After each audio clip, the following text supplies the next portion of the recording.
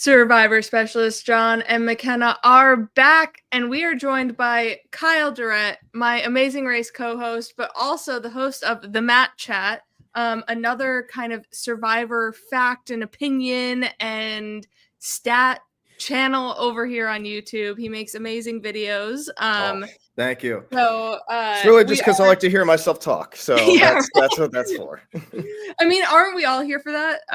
So we are going to get him talking Survivor today instead of The Amazing Race, with celebrating Survivor seasons 11 through 20, Rise of the Idol, because this is where we hit the hidden immunity idols, and we get all versions of them in this grouping of 10 seasons. So it's going to be a really fun discussion today.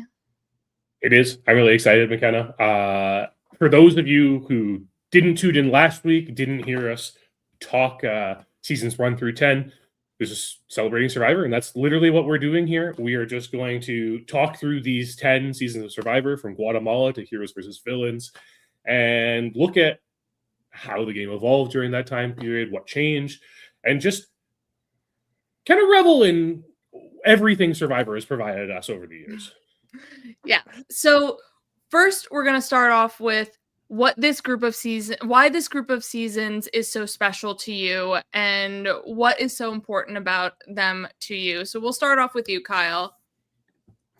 Oh, wow. Well, this group of seasons is special for a couple of reasons. First of all, this is when I started watching Survivor. I remember watching the China finale, but I was still too young to pay attention. And then the first episode I ever really watched was the finale of Samoa, and then Heroes versus Villains from there. But a lot of people, and I'm sure we'll talk about it a bit, think that this is the golden age of Survivor. Mm-hmm. This is where Survivor peaked for a lot of people. So this is a really coveted group of seasons here.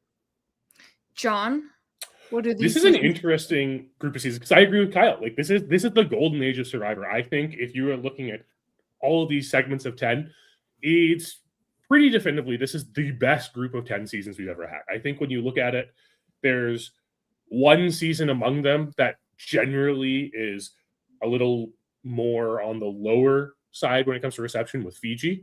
Other than that, everyone's pretty high on almost every single one of these seasons, or like at least like aggressively mid on something like Samoa. This is a time period. Yeah, well, that's what I think it is. This is an interesting grouping of seasons for me, because this is actually when I stopped watching Survivor growing up as a kid. Just with my age group, like as I was growing up, my weeknights got busier and busier with, sports and music and things like that in my high school ages. So when we get to, China was the last season I watched live, and then I took a bit of a hiatus. We'll talk about when I get back into it next week. But these are for seasons that I went back and revisited. And I mean, wild that I didn't watch Micronesia live, but it's okay. I got back there eventually, and these are seasons that really sing to me. When I look at my top seasons of Survivor, many of them fall in this stretch of season, and they're so distinct and unique. And it's going to be really interesting today to talk why each of these seasons feel so different from each other. And it feels like this is really where Survivor started reaching its peak and why it became so successful. For me, I mean, this group of 10 seasons encompasses, like we've said, some of my favorite seasons out here. And it is the birthplace of the one and only Parvati Shallow. So we get 3 seasons of Parvati all in this. As now we get listeners either coming in or dropping off. Phil's not here today, so it should be fine. He's not going to hurt people. But yeah, I mean, it's a chunk of seasons that has the majority, aside from Winners at War, of my favorite player playing in it. And aside from, my love of Borneo, these would really be the chunk. If I had to only watch a section of Survivor, it would have to be 11 through 20 if it's broken out exactly like this. And it has that gameplay, but it also has the camp life. I think these really show both sections that we crave really well, and also it even has great challenges too. So it encompasses the outwit, outplay, and outlast, I think, really well within this grouping of seasons. There's something really interesting when we start looking at this season because it's very clear that Survivor editing changed when we got to this era. And a lot of that comes down to just the game evolving naturally to become more strategic. There's a very distinct reason why I think that happens that we will be talking about. In fact, this episode might be named after it. I'm continuing my rewatch of Survivor, and I'm sorry, everyone, I couldn't get through multiple seasons of Survivor this week to get to a point where I was watching this chunk of seasons, but I'm watching All Stars right now. And it's really fascinating going back to that season and watching it immediately after Pearl Islands because there's a bit of a change. It kind of reverts to an older editing style, like how the old school seasons were edited. And you can see the narrative differences when you look at this batch of seasons instead. You're getting to a point where we're really highlighting the game players and how they're connecting with people. A lot of those early seasons that we talked about last week are focusing so much on the narration, I would say, in confessionals, right? Like you have this idea where it's like, this is what's happening at camp. These are the relationships that we're seeing. And when we get into these seasons, into the teens, as I guess we can call them simply, we start hearing people talk about their gameplay and their ideas and what they are personally thinking rather than what they are doing. And I think that is such a evolution of Survivor as a show that made it into, this isn't just like our survival show anymore. This is this game that we have taken and it's strategic. This is how the game is played. This is me articulating to you, the audience, what is going through my mind so you know how I'm thinking about this game so you can appreciate how I'm playing it more. Yeah, I mean, let's just get into it. We are going to talk a lot about idols this episode, and what better to start off with Guatemala. It starts this grouping of seasons. It starts the immunity idol, and it's on the ground. Don't worry about it. By far.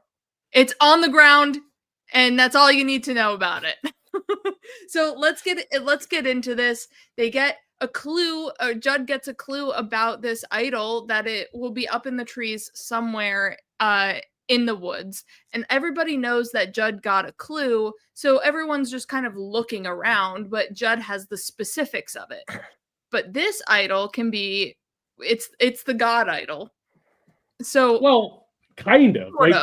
Sort of. It functions similar to an immunity necklace that it does an immunity idol as we've come to know it. Kyle, how do you feel this original iteration of the idol is and the incorporation of it in the season? When Jeff announces it at the merge in Guatemala, how does it resonate as someone who's watched the game? And like you said, you started watching as of the end of Survivor China. So coming back to this point and seeing how it's originally introduced, what does it make you feel? I think that this was a natural first iteration of the idol. I think that playing something to give yourself immunity at that tribal council is like a good place to start. And it's, in my opinion, the idol as a whole is the best twist that Survivor has ever come up with, unless you count the swap as a twist. Then this is the next thing, because it gives that little bit of uncertainty without breaking the game. And that element makes for, in my opinion, what makes Survivor so great. That's what makes the strategy so great, is that little bit of uncertainty that you can't predict. And this is where we see, like, maybe the first live tribal, one of the first live tribals, when Gary plays the idol. It's like, okay, now who are we going to vote for? Right. And it's pandemonium, and having to play the idol before and being like, all right, I'm immune now, you guys deal with your vote, is so chaotic. And I wonder how it would play in a game today, because we've had times where people go and play the immunity idol and Jeff is like, yes, this is an idol, and they go and sit back down. We've had times where Jeff is like, all right, I can't confirm this now, you have to play it when I tell you to. But here it's just like, yeah, this is an idol. Sit down, you're immune. We saw Ben actually do that in in HHH with his Mhm. real regular idol. Got up Yep. and played it before the vote. So I guess technically this is still in the rules that you can do Yeah. that with an idol, but it takes the surprise out of it, you know? Mhm. And I think that is part of the reason why this idol evolves eventually, because here playing it before the vote means that you just have this backup vote and you don't know what to do.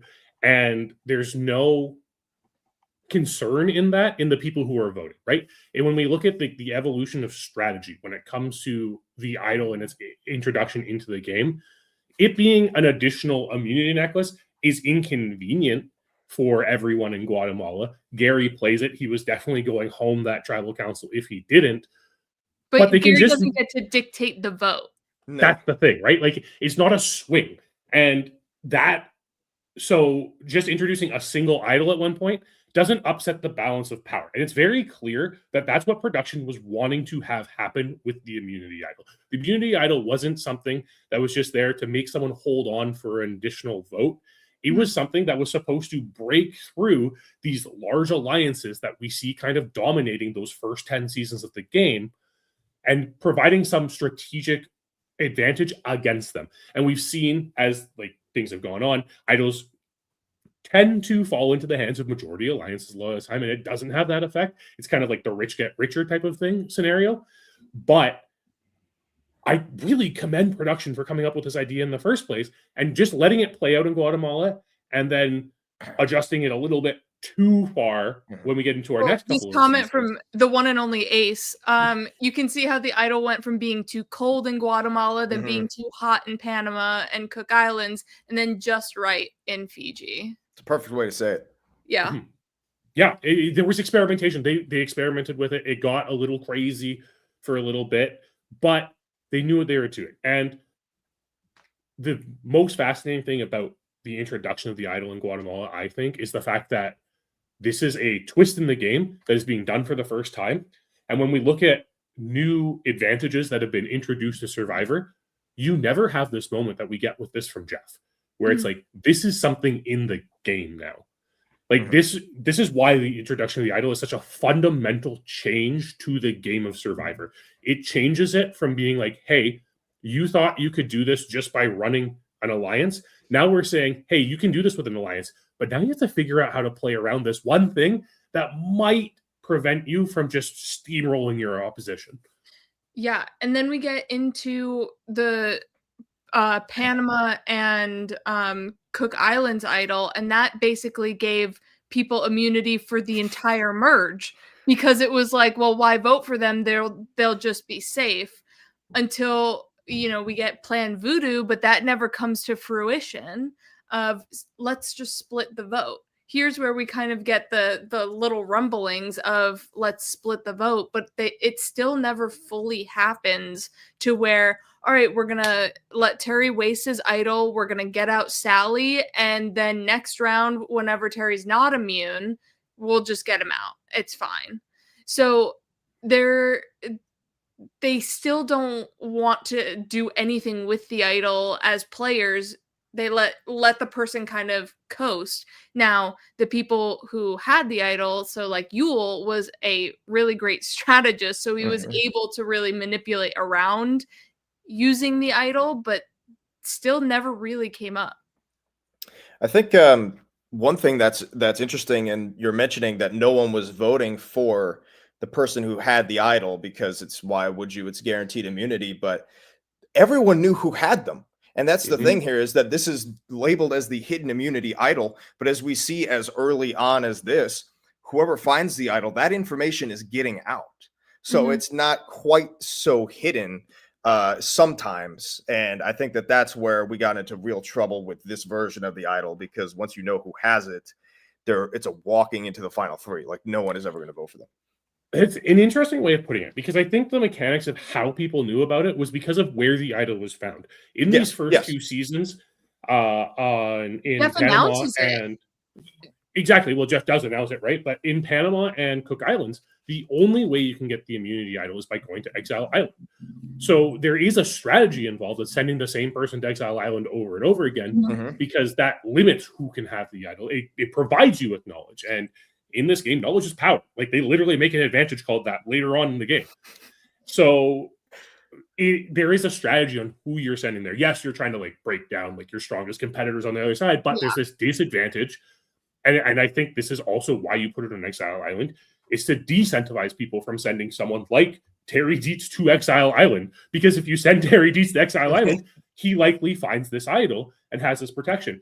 And McKenna, you had mentioned that like and Kyle, you both mentioned that it's kind of like this free pass into the final three. I don't think that's quite the case. I think it almost is for Yule, but I think Yule's also strategically positions himself so that it doesn't really matter in that game. I think with Terry has a lot of challenge wins, so it protects him, and once you get to the final four, so there's like a little flux in there for him and some luck. That's the thing, is it almost feels like what's the point in flushing this from Terry if he's just going to win the next challenge anyways? But also, it's with this idol, the person who got voted out had to be holding it. So what I thought was interesting is, why didn't Terry give it to whomever the first person voted out of, they suss out whoever the first person is going out of Lamina. He gives it to them, so they have a fighting chance then to go into the rest of this merge. But I know it's a selfish game, but you're also then just relying on those immunity wins. Because this iteration of the immunity, which we haven't actually explained how it worked, this was the one where you played it after the votes. It was played after the votes, so it was only played if you had the majority of the votes. It like automatically activates if you ever heard the term God Idol, that's what this is. There it is. This has been known as the God Idol because it is so powerful. Well, Tyler Perry. Because he just suggested something they had already made in production. But this is because this idol gets played after the votes and it's like a second life in the game. There's no incentive for you to play it on someone else. There's no strategic advantage to doing that, because this is one that keeps you going. Yes, you could say, "Hey, Terry, like save someone earlier on from Lamina, Nick, in the game, right? Like save Nick or like Sally or whatever." But the problem is, if you do that, what's it really doing at that point, right? Like, giving yes, numbers. you can do that, but you're just taking one out of this alliance of 6, right? But then you have a tie, go to rocks, you still have to flip someone, and Terry and that crew. I don't think that they were those kind of players. That's why Yule, obviously much better player, is able to do that more successfully. And that was at a 9-person merge too, I guess, where even if they had played it would have been tied up 4-4. But we do see Yule taking it to that next level and using the idol in a different way, where Terry uses it as protection for himself. Yule uses it as protection for his alliance by pulling Penner over at the merge and being like, "Hey, Jonathan, like, I have this. Come with us. Like, this is your only option here. Do it." And it propels him to a win in the game. Like, okay, maybe being a little like confirmation bias and a little hyperbolic there, but it is a very important swing in the game for the I-24, so that they can continue just like upsetting the balance in Cook Islands and get Yule that far. It's again, like I'm going to keep saying it over and over again. It's this evolution of strategy, right? Like at first the idol is protect yourself. And then Terry has it's protect himself as much as possible. Like kind of make the big alliance have to eat itself a little bit. In Cook Islands, that's where it becomes this idea of like the idol is a tool that can be used to make alliances and make things work in your favor. And I don't think it's a coincidence that we see the evolution of Plan Voodoo and the idea of how to counteract the idol come out in that same season. And I think this is where we get into our at least 17-minute segment talking about Yao Man, because we're going into from Cook Islands to Fiji, where we have the normal idol rules here, where you have to play the idol after the votes have been cast, but before they have been read, and take a hope that if your name is on the ballot, you played the idol right, so you can then dictate the vote and hopefully, like we were talking about before, swing the numbers and save yourself for another day in the game. Yeah. This is so fascinating because it does change the way it is. And there's another evolution to the idol that I think is actually really important that we don't talk about in this instance. And that is, yes, the clues for the idol. And for people who are newer to Survivor and haven't gone back and watched older seasons, they used to give clues to hidden immunity idols because they used to be like hidden. They're not just like hiding in a tree somewhere that you can like maybe find them. They're buried in the ground. And you had to like go to specific spots to find them, and there's no way you could find them without clues. You had to make coordinates to get the spot where you had to dig. Like it was. You had to figure out what a paste was. Yeah. But and they also had the clues on exile to go back to camp with. Like there's a lot dealing with. You need help to find these idols. And that was the big change, though, is the idol no longer is on exile. Like going to exile helps you. It gives you information. But if you can't figure out the clues, you can't find the idol still. And you also have to take the risk of finding it because it's buried in your camp. Yeah. It is in a place where everyone could see you going for it. Or notice that you went for it because there's like this freshly dug hole in the middle of your cave that you're using for protection. Yeah, exactly. And we also had pretty crazy idols themselves too. Like Terry's is a shrunken head. Guatemala was a little statue. Like these are like huge things here. Yule had a compass, which is a little bit more normal. And then the little turtle. But now we just have like that string of beads, and I loved when they would unwrap the idol, and it's a part of the theming of the season and the camp and things like that. So like China, when they have to peel the board off of the archway, it's like part of the theming. Yeah. I agree. I think like I think those 10 seasons, I think this grouping of 10 is where we see the most theming. Like it's not like our themed seasons that we kind of get later on, like primarily in like the late 20s and throughout the 30s. But this is where we really see the location theming. We kind of see it emerge a little bit later. Like we get a bit of it in Amazon, I would say. Like we get a bit of it in the early seasons. I think like Marquesas kind of has it, but that's kind of just like Pearl Islands for sure. Like, the bones well, yeah, Pearl Islands does, but it's more into this like less location, and it's like, oh, this location's known for pirates, so we're going to go into the pirate theme of it all. I think like Vanuatu, I think, is the first time we really get a theming in the season that's based on location. Same with Palau, right? Like Palau really goes into like the military history of the region and everything like that. Then can I jump in and say that I think we get a little bit more unique locations where in the first batch we got Africa, which stands out, but this time we get the jungles in Guatemala. They're sleeping at the temples. We get the China, right? We get Tocantins, the Brazilian highlands. So it's like it's not just the beach. We're getting really distinct locations, and I think that's one of you said that's part of what makes these seasons stand out and makes this group stand out as a whole are those locations and that theming. Yeah, absolutely. And going back to the idol here, we're again seeing this evolution of the strategy in Fiji. Stacey Stillman does not get enough credit for this final 9 vote in Fiji. Like this is such a pivotal moment where we are seeing this conversation of like, okay, do we go for Mookie? Do we go for Alex? Like, which one of them is going to have the idol? We find out they have an idol. They're going to play it. Which one do we vote for? And Stacey's just like, let's just vote out Elgardo.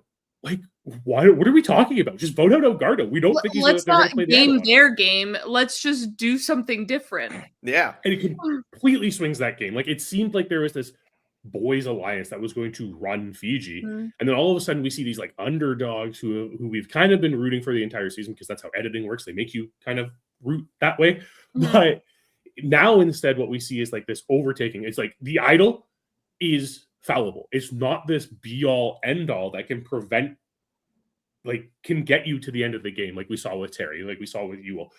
And it's not plan voodoo because it's done in a different way. It's not like we have a vast majority, we can split the votes. Instead, it's, hey, how can we use this knowledge to vote for the right person? And that is such a big step in the game of Survivor that's just never credited enough. Yeah, there's that move, and then it never came of anything, but we have the first fake hidden immunity idol in the coconut with the eye on the coconut and a little smiley face. And then it's dug back where it said, where the clue said, which we then see a bunch of seasons later. We have it in Gabon, we have it in Micronesia, obviously. So like there's many a fake idol. China happens in production, I guess, plants a fake idol essentially. But so with the introduction of the idol, introduces what you were saying in that strategy, but also the fake to make people feel comfortable that they have safety in the game, but to then take them out because you actually know that they aren't safe.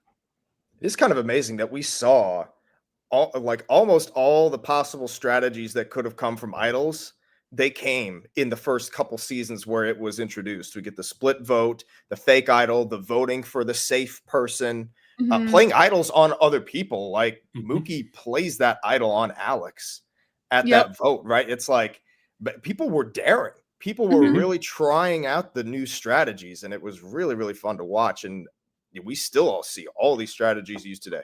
And this is why this grouping of seasons is so important to Survivor. Like, yes, the first 10 seasons are the progenitor of the game, and they were the game at its most raw and its most popular, right? Like, we know the numbers have decreased since Australian Outback, where the premiere had like 50 million people watching it.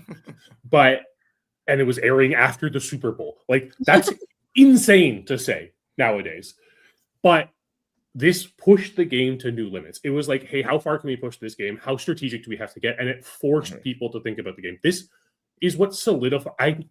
I think it's safe to say this grouping of 10 is what solidified Survivor as this long-standing heyday, sort of. Not even heyday, but like this is what made it so Survivor could go 50 seasons. We stayed the way things were in those first 10 seasons, Survivor would not still be on the air. No. It wouldn't be complex enough.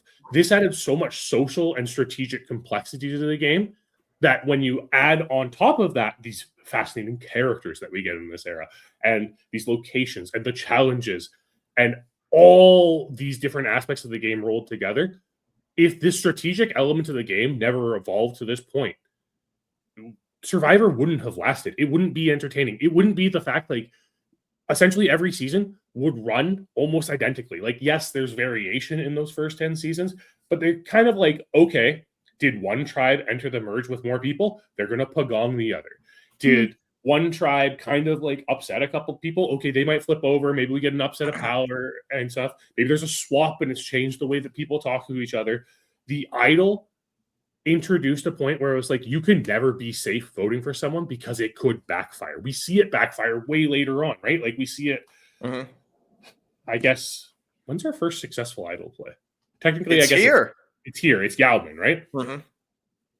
It's Yao-Min and it gets Stacey out of the game. But that's kind of like an obvious one. Like, but when we get into like our big successful idol plays, like Wentworth in Cambodia, right? Like those are the exciting moments Survivor wants. Yeah. Those are the exciting moments that people talk about. It's those water cooler moments that as we moved away from I think this is a really important aspect of this. With the invention of social media, the general public's reliance on reality television for them to see like these wild characters, with the invention of YouTube in this block of seasons, it changed the way people consumed media. So Survivor had to change because just having people interacting with other people was something you could get elsewhere now. Survivor this had gives to you that its highlight own identity. moment. Exactly. This gives you that like slam dunk. Oh man, we're gonna show this, clip over and over. Like, yeah, it really like led to you. Like, it's the type of thing that leads to YouTube, right? Like, it's the type of thing that is like, oh, hey, here's our Instagram reel of the crazy thing. Like, obviously, Instagram happened after this batch of seasons, but or like TikTok and things like that, which are newer. But highlights are so big, and it's how you kind of use this era of Survivor to your advantage by getting those highlight moments. It also And gives you that peak reaction. yes, Those peak that Mhm. Survivor is so like reliant on. That's what's so good about Survivor is Mhm. those reaction shots. And when someone, that person who has all the votes, gets up and plays that idol, like there is no like better moment than that. And seeing the Yeah. looks on people's faces. So that's goes to what you were saying. That gives you that media right there. Mhm. And the last major thing I think we have for the idol here, before we start talking about it involved with the rest of the show here, but that is that shock factor of finding it without a clue for the first time. It is always needed to have some form of clue that you needed to get on exile, needed to get from someone else, like in China. Like there was some form of clue always needed. Enter Russell Hance, and he is just like, that tree's suspicious. Let me stick my arm up it.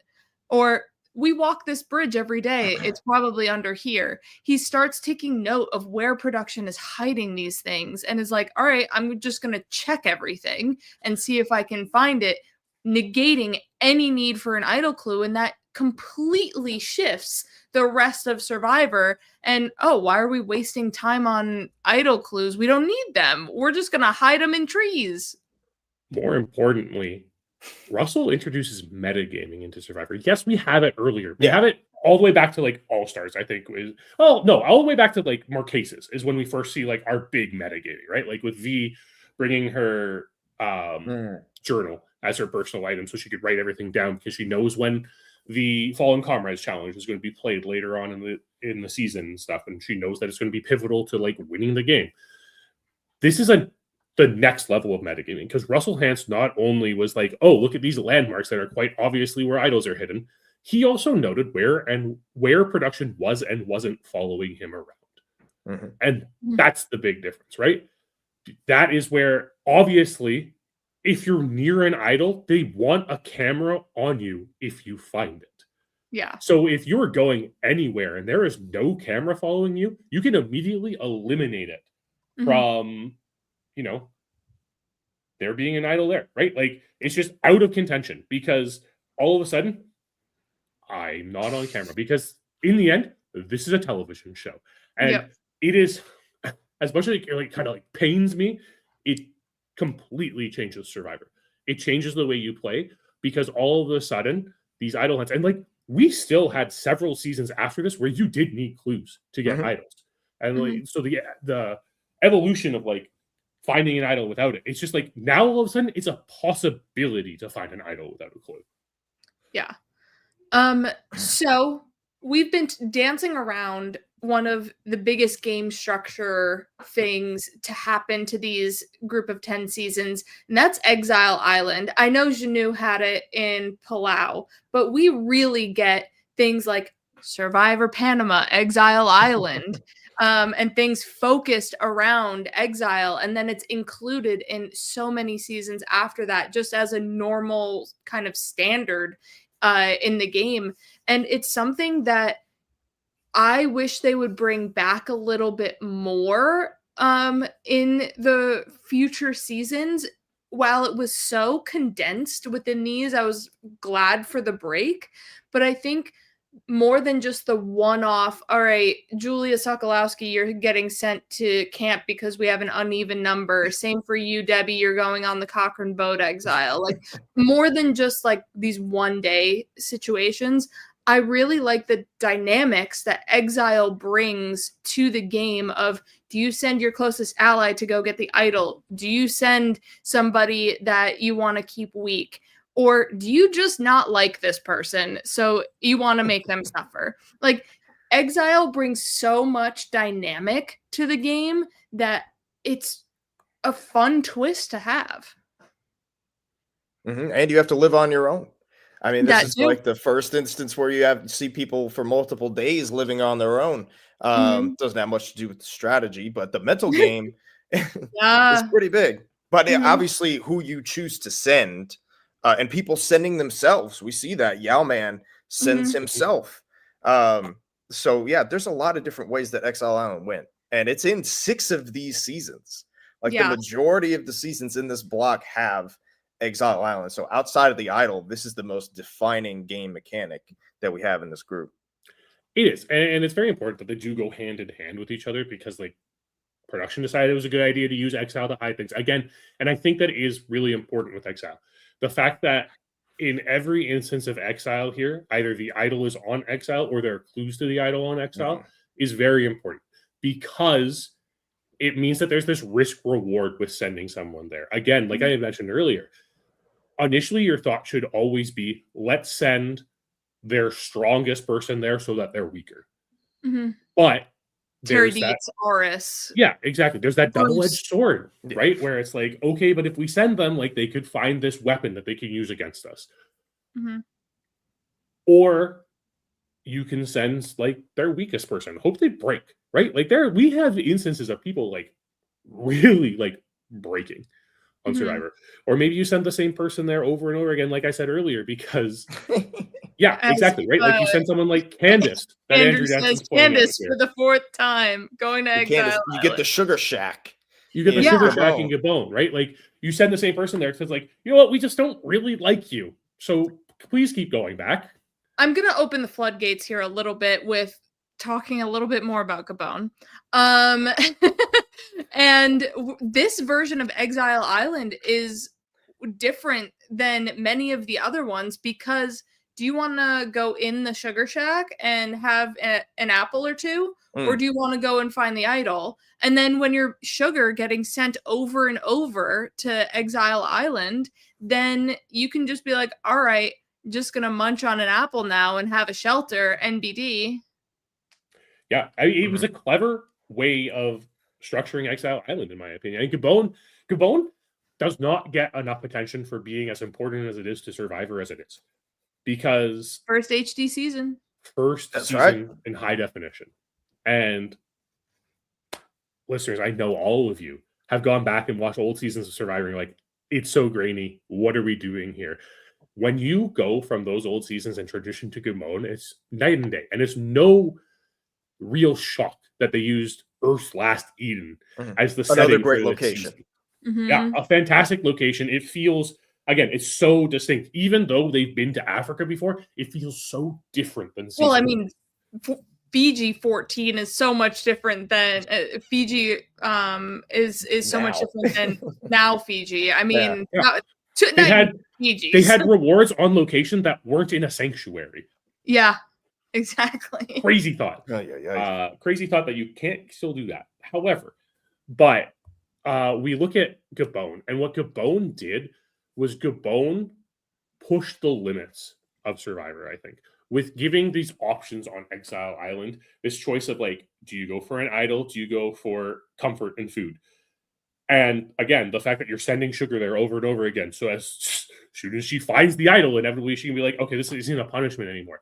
It is production being like noticing, hey, you keep sending the same person to exile over and over and over It's again. gonna come back to get you.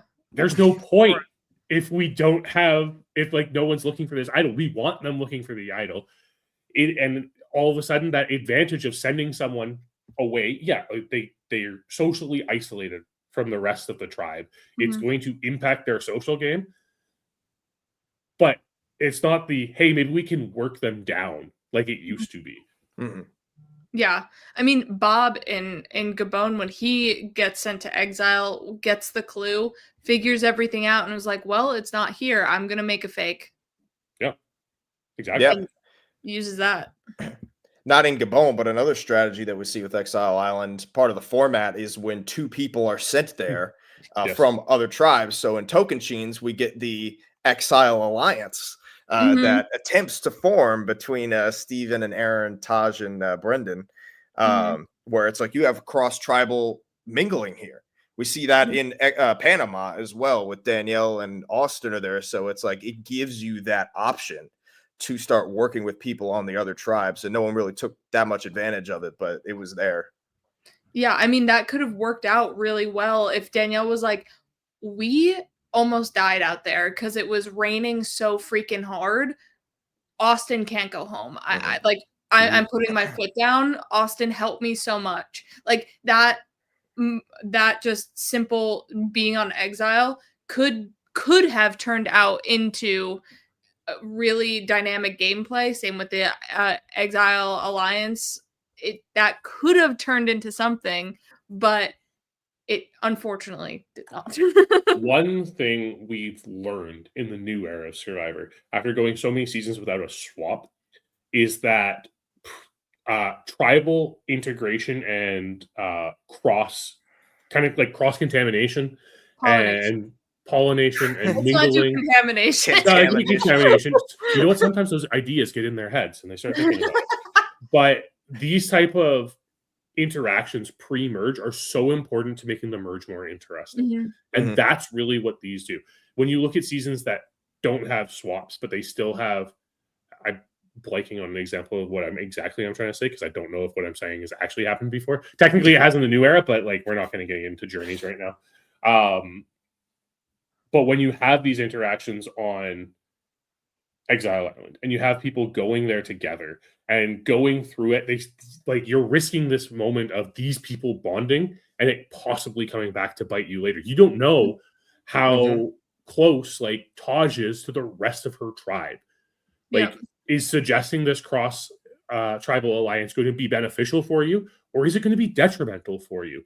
And that's what's so fascinating about these minglings between the tribes prior to the merge. It's really like Survivor perfected its formula in this era, in my opinion, and it's afraid to go back to it.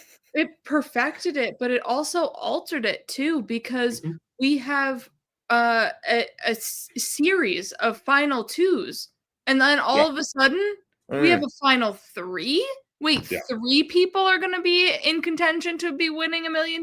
Like, that also changes the game entirely of, oh, we have one more vote to get somebody out. JK, final tribal council tomorrow. Like, final threes change the game so much between that and final two. Just having that one extra vote. It changed it dramatically. Like, this twist had such a giant impact on the game, because you're right, now you don't have that one more vote.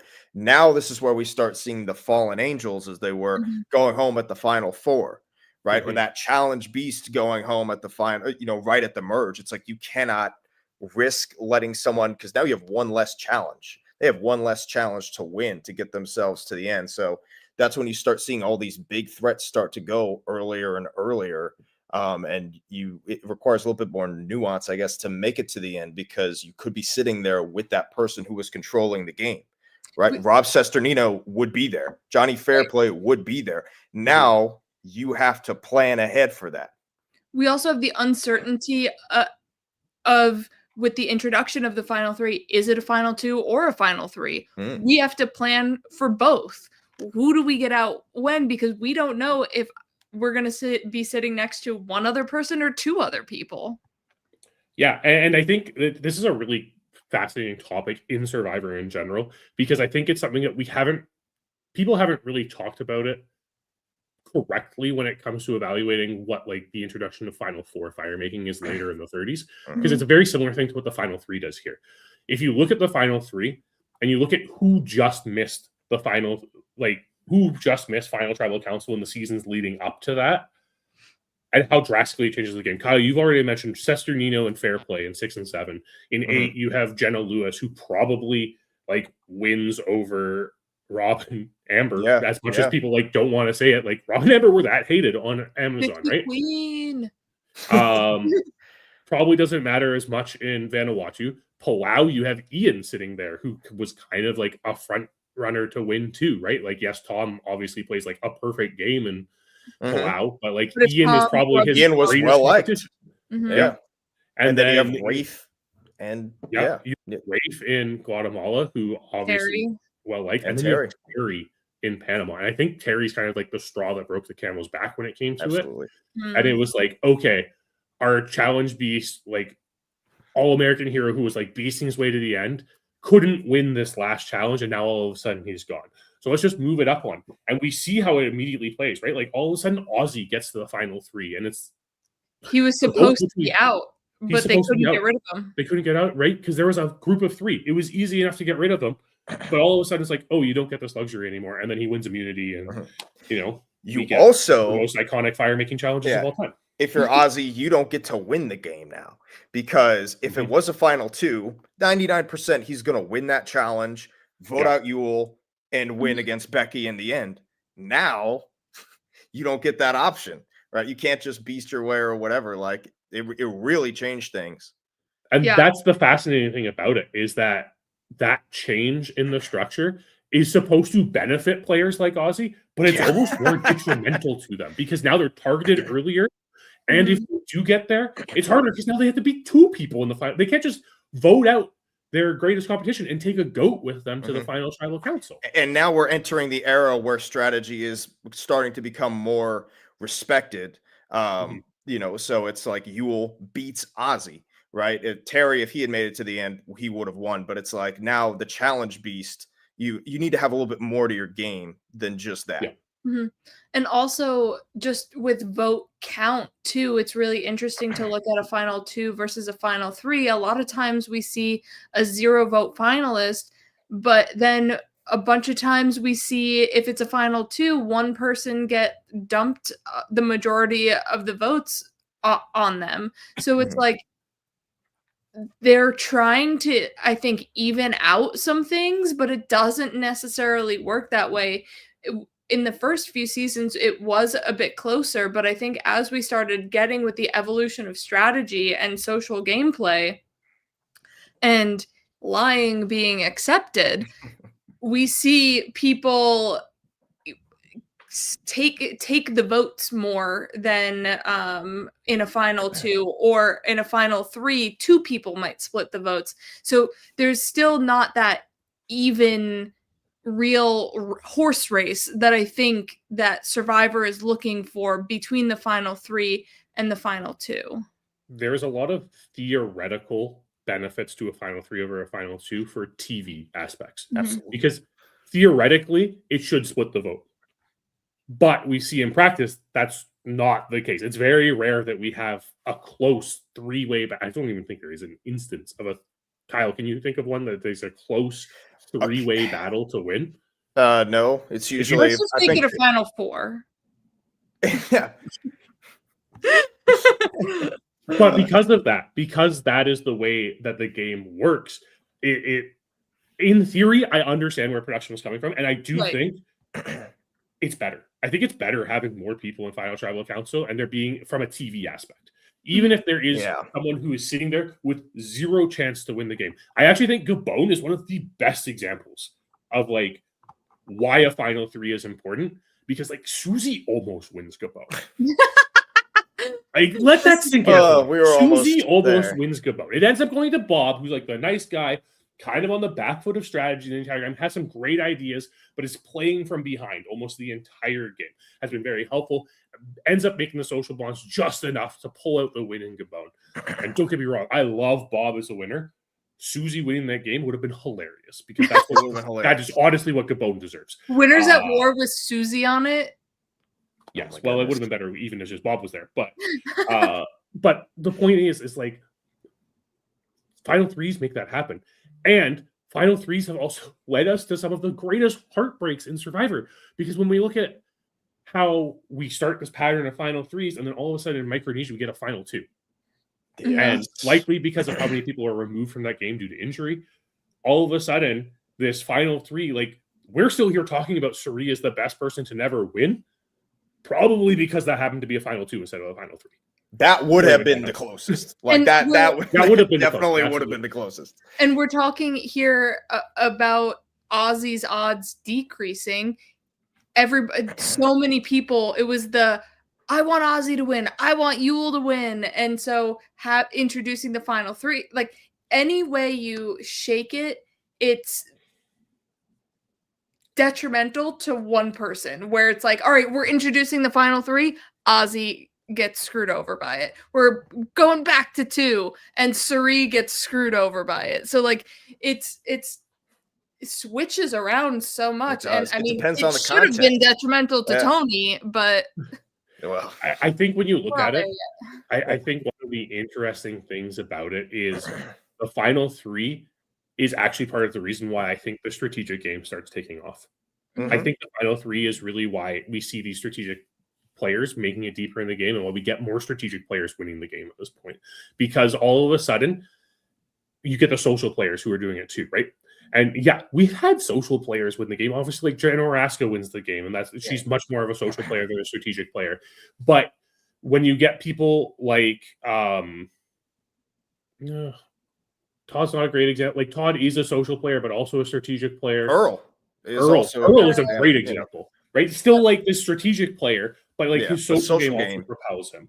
And I mean, he plays the first nearly perfect game in the entire series, right? Like he gets that one vote that they don't even have the gall of showing a voting confessional for, or of the vote for in trial council. You have to watch after the credit, or you have to watch during the credits to see that vote. But then we get JT, right? Who is not the strategic mastermind in Token Cheens, but still manages to He's that social good old boy. have that social good old boy and get there. And yes, that's a final 3, but it changes the way you get the game because it's final 2. I know that's what I meant. Yeah, I meant it's a final 2, but he's playing a game that could be a final 3, right? Because there's an expectation for it to be a final 3 at that. And that's because now you don't have the decision of who's going to the end reliant on a challenge winner, right? It's like it used to be just one person's choice. Now you have a group of 4 where everyone is involved, everyone gets a vote. You either all have to agree or you're going to fire, which is a great tiebreaker, right? Like, and we'll go right into that since you mentioned it. We have the final 4 fire making tiebreaker, not forced fire. So we have the introduction of that in these grouping of seasons. Yes, Palau with Bobby, John, and Stephanie had that, but that's because there's only 2 of them. How could they vote it out? Well, Tom and Ian and Jen did have to do it in Palau. But we'll call it the same era, right? Same era. Yeah. Double-digit season. The merge of Palau just like it just like the pre-merge is like, whoa, this is crazy, and then the merge just goes to okay, Tom. But I think why it's more highlighted in this season is because the first time we get it in this group of seasons is in Panama. And it ends an episode and starts the next episode. Yes. I think that's why it really sticks in our mind is like this is the progenitor of the fire making tiebreaker, is because like that moment of Suri sitting down to make fire is so huge. And also it's because Suri's involved, let's be real. I mean, the best one is in Cook Islands. Best is one way to describe that fire making job. Having to go from Flint to matches is crazy. And then running out of matches. And then I need more matches. They're like, no, you don't get any more matches. What if they both ran out of matches? Like, I just want to know what would have happened for that. That would have been wild. Jeff would have been breathing fire at that point. Butane torches, everybody. One of the other things that I think really sticks out in this era, and it's going to be weird to say this because like we have some prolific alliances from those first 10 seasons. Obviously, like we have from the first season with like the Toggy 4. But this feels like the time where alliances really started dominating the game. And it wasn't just like, oh, we're making an alliance because it's the best thing for us to do. It's also you're making an alliance because you can maneuver yourself through the game. It wasn't even like just like majority alliances. Like we kind of see it with like the Kasaya 6, but we see like these smaller alliances forming, like not just duos, right? Like not just like also a 4 where they like rose up against Delu, Black Widow Brigade. It wasn't small, but it was like not the entire camp either. And the Jalapao 3. Yeah, the 3. I-24. Once Joe gets medevaced. Mhm. Yeah, I24. Yeah, that's a great one too, right? Like we have these like minorities of like these minorities within the game sticking together in a way where they just latch themselves together and they're like, no, we are taking this down. You're not working to swing votes. Like you are working to swing like the occasional vote, but you're not trying to pull people into your alliance to swing votes. You're Right. working like Yule is with Penner, just to get that one vote to get you one vote further, and Mhm. then like drop them. We can use someone else from now on, and just Mhm. like keep the fluidity of the game going. That's what we really see in this era, and I think like the Mhm. Kasaya Six is so fascinating as an alliance because they're They're really so our last like tumultuous. there are last like okay, this is a full tribe going in. And like, yes, we Yeah. have the full of 4, but like they're in such a That doesn't minority in count. Samoa that it Yeah. doesn't really count. And but this is like the last time you see like 6 people who hate each other stick together just because they have the same buff on before the merge. Yeah. Yeah, that's true. Yeah, The and it's the Kasai 6 is best. beautiful. It's just beautiful. The most entertaining pagonging of all time. Yeah. Well, it When helps that we someone goes on a immunity run and immunity has a run. god It eye does, for and a few that lands. I guess if we could talk about Mhm. gameplay, Yeah. we see the 3-2-1 vote here, right? We see people in this majority alliance really start to play for themselves because you Mhm. mentioned like back in the early block of seasons, you had your group and it was just we're going to get down to it and then we'll fight it out at the final 4 or the final 5. This Mhm. was like I need to position myself so that when we really start having to pick ourselves off, I'm good. Or I'm not going to just like wait to be told the plan. Like I'm going to make a whole new strategy here, Yeah. right? And This is you were talking about bringing the goats and things like this. That's what Suri was intentionally trying to avoid. Yeah. Courtney was the perceived. Everybody wants to bring Courtney. Shane wants to bring Courtney. Terry wants to bring Courtney. Everybody wants to bring Courtney to the end. But what if we get out Courtney and then there's a potential for us to last at least one vote longer? Mm-hmm. Anybody? And that just the strategy on that was brilliant. this is the moment where I think it's fair to say like Rob Sesternino and Dina and Amazon really did change Survivor with the strategy thinking of like flipping between alliances and keeping the game fluid. Respect to Dina. Yeah. Dina deserves that respect. Hell yeah. But what and this is something that I think newer viewers of Survivor can't really grasp when we talk about Suri and why Suri coming back for 50 is so iconic. It's not just that she's like the person who got up off the couch and started playing the game. She got off the couch and revolutionized the game. The 3-2-1, being able to know where votes are going, being able to manipulate votes so that a plurality rather than a majority is enough to get someone out of the game is such a high level strategy. It requires such social finesse, I such was just gonna say strategic the finesse, social game for Absolutely. that. and it's all brought on by the fact that she realizes everyone wants to take Courtney to the end because they think they can beat her. That's my spot at the end. I need that spot, which means I Mhm. need to get them out. It changes the way you approach the game because all of a sudden, and again, like the final 3 helps with this because you Mhm. can't just like take the goat to sit with you. Right. But Mm. like we still kind of see people kind of like the conception of like dragging people to the final 3 is still there, but it's hard to drag 2 goats to the end. Yes. Mhm. And what we are seeing here instead is Suri noticing, and I don't think anyone in their right mind would ever say Suri feels is a goat. Suri was presenting as a goat Yes. through a lot of Well, Panama. I mean, in the third boot, it was like, yeah, either you or Melinda are going because you're the quote unquote older women. Yes. And so yeah, one of you two are going. We're gonna pick one, and the other one's just gonna go Yeah. next. And so Cerene's just already like, oh, I'm just gonna fade to the back. Yeah, but she recognized that herself. She was like, I think Courtney's the person everyone wants to take to the end. If I vote her out, then I look like the person everyone wants to take to the end because they don't respect my game, right? Or that's what she thinks everyone is thinking Right. about her. And she probably does lose to Terry and Aris if she was at the end with them, but it's like that's a lot better than like 4th or 5th. So at least she even realized her own position in the game. Mhm. Yeah. This level of strategic thinking, again, just changed the game so much because all of a sudden, and like this is such a high level thing, it's rarely replicated. There are Right. Very rarely. People have it's tried to replicate the 3-2-1, and then people like catch on that they're trying to do stuff, and it has never really worked out to the purity Mhm. of this instance in Panama. And part of that has to do with the way the idols change things. Right. However, Suri was never in charge. Like, there is no risk for Suri to go home in this vote whatsoever, no matter the outcome.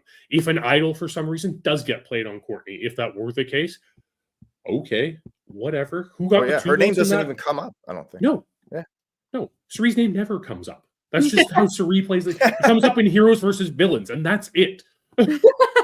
So we're talking about changing the game and final threes, final twos. But we also have in Samoa the first merge over 10 people, and that's at 12. And so adding those few extra jury votes is a few extra people you have to manage to try and garner their votes. So with the expansion of the jury, it also really changes the game because you only had to persuade a few people because it was 10, and now it's a merge of 12. Yeah, and we also see some seasons here where the jury actually starts before the merge. Like in Crazy, in my Fiji Worst. and opinion. yeah, I think that's crazy. I think that Cook Islands has it Cook too. Islands, Bad. yeah. So I think that you should interact with everybody that's on the jury. If you are a finalist, like how in the hell is Rocky gonna vote for Cassandra when they never met, right? They never met. I think it's wild. You weren't there for any of the merge. But yeah, you get these bigger juries, and I think sometimes we start to see more lopsided votes because once you start seeing some votes go one way, everybody, more and more people start Mhm. to go over there. Earl wins, 9-0. And Natalie wins 7-2. So it's like you get a little bit more groupthink here. So yeah, it's more difficult for the finalists for sure with these bigger juries. But I also think it was just a production decision to make the season more interesting. I Yeah, think what sure. it comes down to is it's really hard to capture the tribal phase on camera and to edit the tribal phase. And we complain about it all the time. We've complained about it in the new era a lot, right? It's so hard to show camp life and show it in a way where it's meaningful. And it's meaningful seeing, and we can't focus on all of these different tribes and know exactly what's going on. What happens when one tribe loses immunity? Like, do we even show the winner of immunity, or do we just focus on the tribe that's going to tribal council? Like, from an episode standpoint, that makes sense. From a season arc standpoint, it doesn't really make sense. We kind of want to showcase all of these people, especially if these people are winning challenges, so they're likely to go further in the game. By having the merge start early, and like even in Jeff Probst said in the last year in an episode of Survivor, the real game starts now. Which, first off, not correct. The real game starts the moment you hit the beach. Arguably before you hit the beach, if you really pay attention to what happens at Ponderosa before the game. But this is the point that is really exciting. It's more exciting. Yes, is it difficult navigating a 12-person vote? Absolutely. Yeah. Is it more entertaining for us as a viewer? Yeah. This is Survivor realizing that it's better for a TV product to have as many people on the beach interacting with each other. This is why we get a twist that we're going to talk about next week in the 20s. This is why we have such large juries now. This is why it happens. Yes, it's also accommodating for the fact that there are 3 people there and you want more votes. I think there's like a part of it that is like, hey, if we have more people on the jury, maybe that third person is going to start getting votes. But I think mostly it was just a TV product thing, because sometimes we get so inundated with Survivor the game, we forget about Survivor the TV show. Yeah, for sure. I want to mention one more gameplay thing before we get off of that. And this is actually what I'm going to make my next video about partly. That's blindsiding someone with an idol in their pocket, which is arguably the hardest thing to pull off. Like the hardest single move to pull off, because you have to know so many things, right? You have to know are they going to play it, right? Who are they going to play it for? Who are they going to vote for if they play it and they're correct?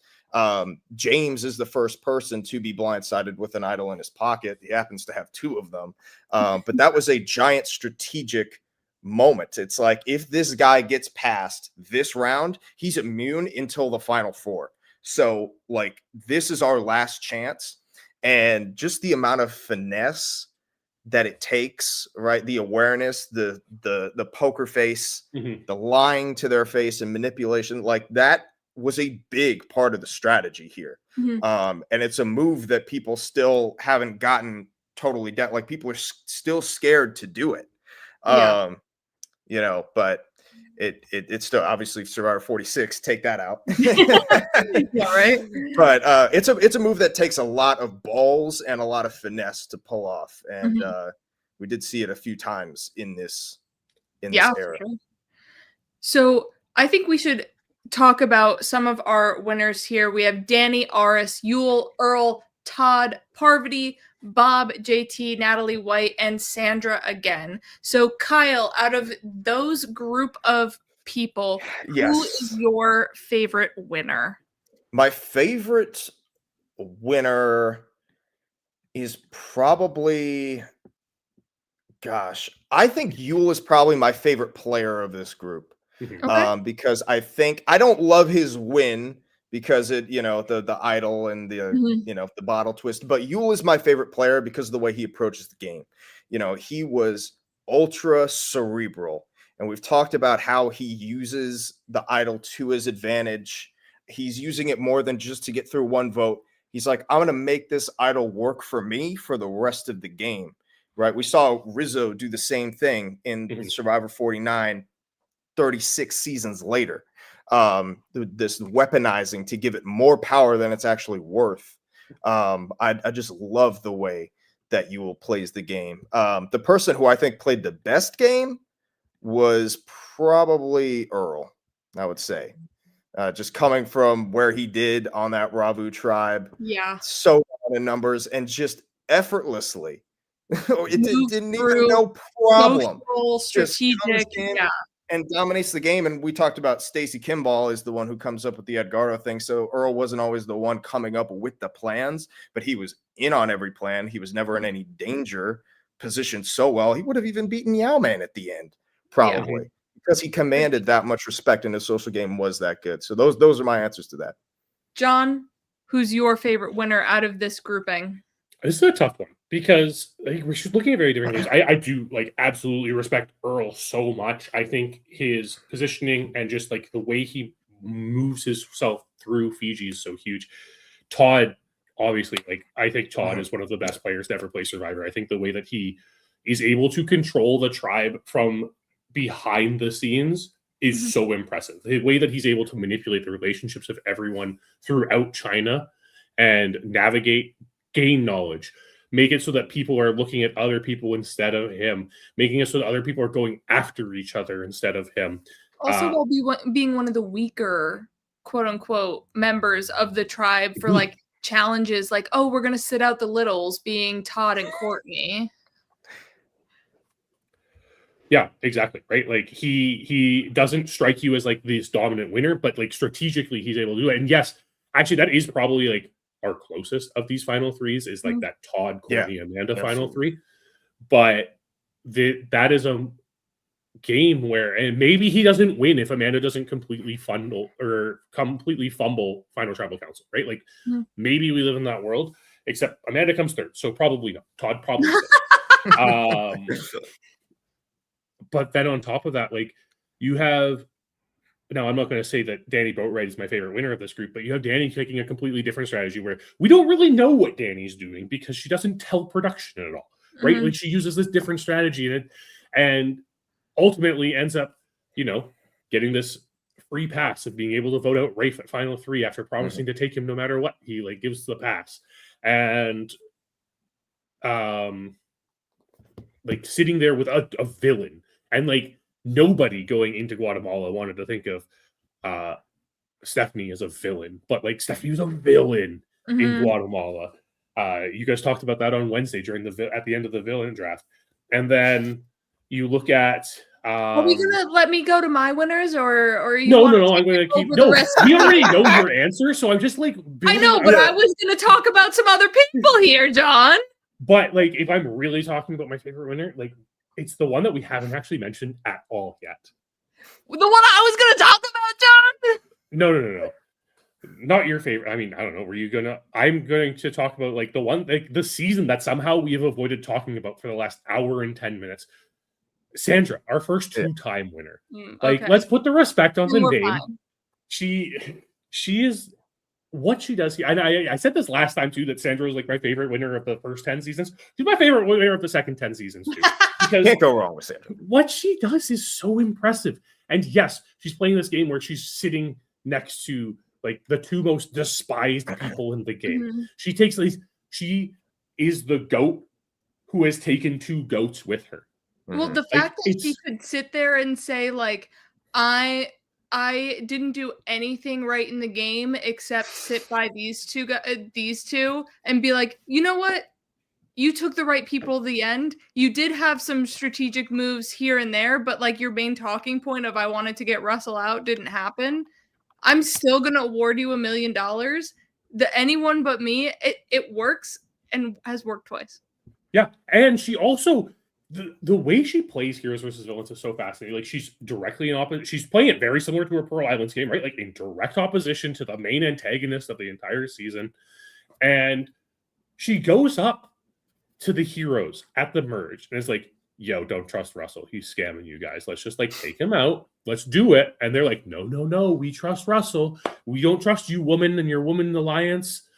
But the fact that she could literally sit at Final Tribal and be like, I told you. You could have been here. Yeah. I told you. This is your fault. Vote for me and win the game. Is so impressive. Yeah. I mean, okay, McKenna, you can gush about Parvati now. No, I'm not. I'm not going to, because everyone knows how much I. Well, you have to a little bit, because we do actually have to talk about her. We gotta mention town. Yeah. All right, we're gonna open the floodgates for that one. All right, let's go. But you have to talk about season 19 first.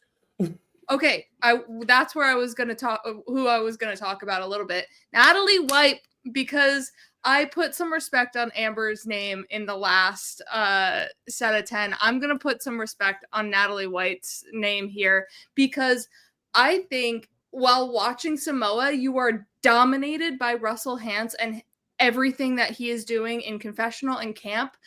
But if you put the sunglasses on that read Natalie White and watch the season, it's really interesting to try and focus on what little she has, but you can see that she is really pulling on Galoo and being like, all right, so I know he kind of sucks. I'm gonna vote with him because like you're just gonna vote me out anyway, but I'm getting to know you and I'm also not him. So like being the other in a grouping of people also is really beneficial. Something Sandra really stands out for in Heroes versus Villains. She is the other, even though they started on the same tribe. She wasn't working as aligned with Parvati and Russell, and then Natalie was working with them, but she was the social of that alliance. She was integrating a bit more with Galoo and talking with them.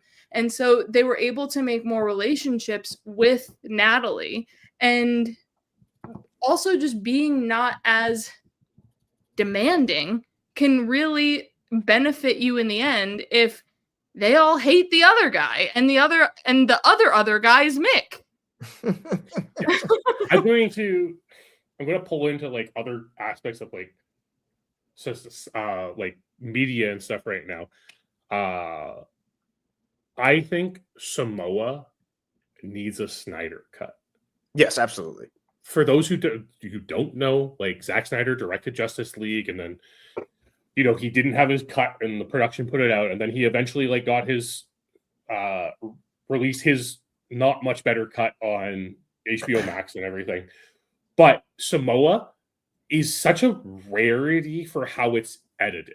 They realized Russell was this big character. They really wanted to like celebrate this massive villain, like this character unlike anyone they've ever had, like this villain who puts Johnny Fairplay to shame. And of course, they're going into heroes versus villains, so they need to highlight a villain. But it's edited unlike any other season of Survivor. Every other season of Survivor does a lot to showcase its winner. It's why Natalie White is so disrespected in the community, I feel, is because the edit does her dirty. It doesn't show her, it doesn't show us her game. It shows us why Russell's game loses. And Samoa would benefit so much from Survivor just re-editing it so that we see Natalie more. Even if it's just like little bits of Natalie. Natalie has 15 confessionals throughout the entire season of Samoa. Yeah. That's the type of like numbers you get from your winner in a finale nowadays. Yes. Yeah. And Like, what you could also do is build up Brett. I know this is not about Natalie anymore, but more about the season. But you could do it in the Snyder Cut. Build up Natalie more. You make Brett seem like a threat who could win at the end, right? Because you know he's not going to make it there based on the way the season was edited. But you give 30, take 60 of Russell's confessionals, 30 to Brett, 30 to Natalie. I think Samoa is regarded Russell as still has 60 more. And Russell still has 60. Like this, Samoa would be like in consensus top 10 season in that case. I think with the unpredictability in there, if it was edited that way. Yeah. And that's kind of what I was saying at the beginning of the episode, or the beginning of this podcast, where I was mentioning like there's not a bad bunch of seasons in this. Like, yes, Samoa is like very Russell heavy, and like if you don't like Russell, you're not gonna like that season. But overall, like, it's not that bad of a season. There's some bad people on that season, but it's not a bad season. Yeah. And obviously Parvati, she comes back her second time, kind of perfects what she was starting in Cook Islands with the flirting, luring the guys into her web and girls into her web, and then just being like, all right, cut the head off and I'm gonna stand here and win the game. I think the way she navigated all of her games from the bottom of everybody being like, we should probably get Parvati out, to then sitting at Final Tribal Council 2 out of 3 times in this block of 10 is wild.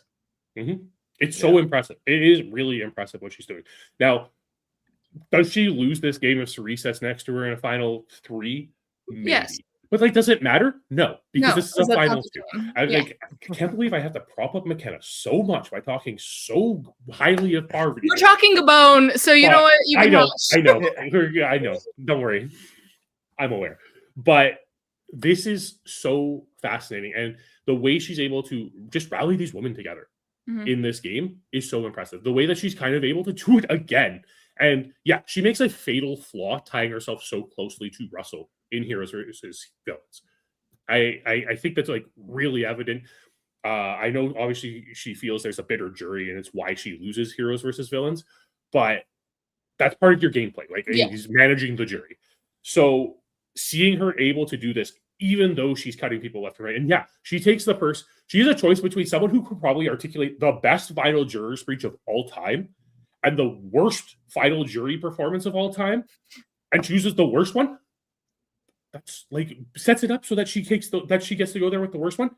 That's good. That's good gameplay. Like, that is just positioning yourself to win the game. It's so impressive. And yeah, I think there was a long period of time where Parvati's really getting a lot of the credit for a lot of what that alliance does. I think the Black Widow Brigade is just like such a solid alliance. It's probably the best alliance ever in the game. I would be shocked for sure if the alliance draft on Wednesday does not have the Black Widow Brigade as the first overall pick. I'm pretty sure that's what they were leading off with. So it's whoever gets lucked into first. Yes. But Parvati does such a good job of just like navigating that. And like navigating an alliance to become such a strong winner is huge. We've seen Parvati come back. We've seen her win Australia versus the world afterwards in one of the most dominating games of an all-star season ever. My queen. But she really does take an opportunity with Micronesia and runs with it, because like this can kind of like lead us into this fact that like we start really seeing Survivor develop characters in this era with returning player seasons, because we have 3 returning player seasons in this block of 10 seasons, because we have Guatemala to kick it off, where we're bringing in Stephanie and Bobby John. We have Fans versus Favorites, which was supposed to be an all-star season, but they couldn't quite get the cast they wanted, so they did this fans versus favorite format, and you have Heroes heroes versus versus villains, It's which just is like, all of how Survivor has like casted returning player yeah, seasons. exactly. Captain, half, and They're all full here. journey. Yeah. But Parvati wasn't even supposed to be on this season. Yeah, that's insane. She's a queen. She was Yeah. that was Candace's spot. She wasn't even supposed to be on Survivor. She auditioned for Amazing Race. Yeah. Exactly. And she took this opportunity, she ran with it, and she became one of the most prolific. Like, she is Survivor Mount Rushmore, right? Like, she is one of the best, like the 4 best casting. Like, she is just one of those decisions where it's like, she's a fantastic character, she's a fantastic game player, she's everything wrapped in one. And she comes off as this innocuous flirt in her first season, and then really shows, okay, you know what? You guys think I'm just here to use sex as a weapon. I'm here to strategize. I'm locked and loaded. You're done. Like, I am all ready to go. It cannot be overstated how impactful this was, because we still see it every season where they're like the young attract. Who's the Parvati? Oh, she's Parvati 2.0, Parvati 3.0. Can't let the women work together. Not even just on Survivor, in any reality show you watch now. Savannah. Yeah, saw it in 49. No, not Savannah. It was Shannon. Oh, Shannon. Yeah. But you see it in like Big Brother or literally any other show. They're like, can't get the women together.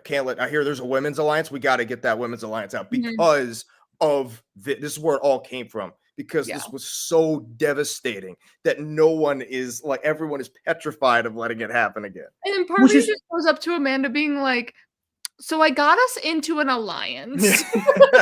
Yeah. And which is wild because women's alliances like never work.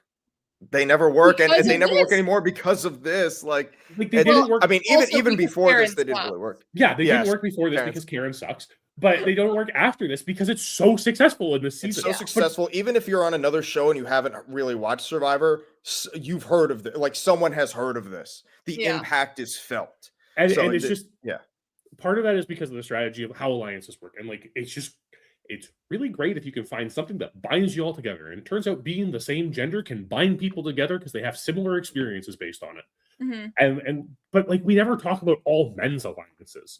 We only talk about all women's alliances. That's because they're so rare. And when they work, it's the Black Widow Brigade. It is terrifying. It is just like, honestly, probably pretty misogynistic to think that an all women's alliance is going to like run rampant through the game, because a lot of like it's just because we're better. It's fine. It's a lot of psyche and men's insecurities is really what it comes down to. And you're like, I can't handle myself around women. But it's so fascinating to watch it unfold in Micronesia. And yeah, Parvati created this alliance just by being like, yo, let's work together. Yeah, exactly.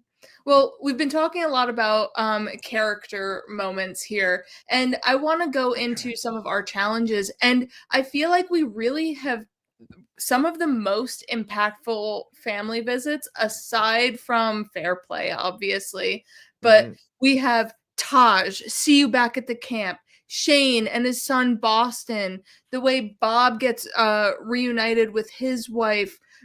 It's just so in China, Todd hears the news about his sister that's impacted from the grandma lie. Like, we have so many really amazing family visits in this grouping.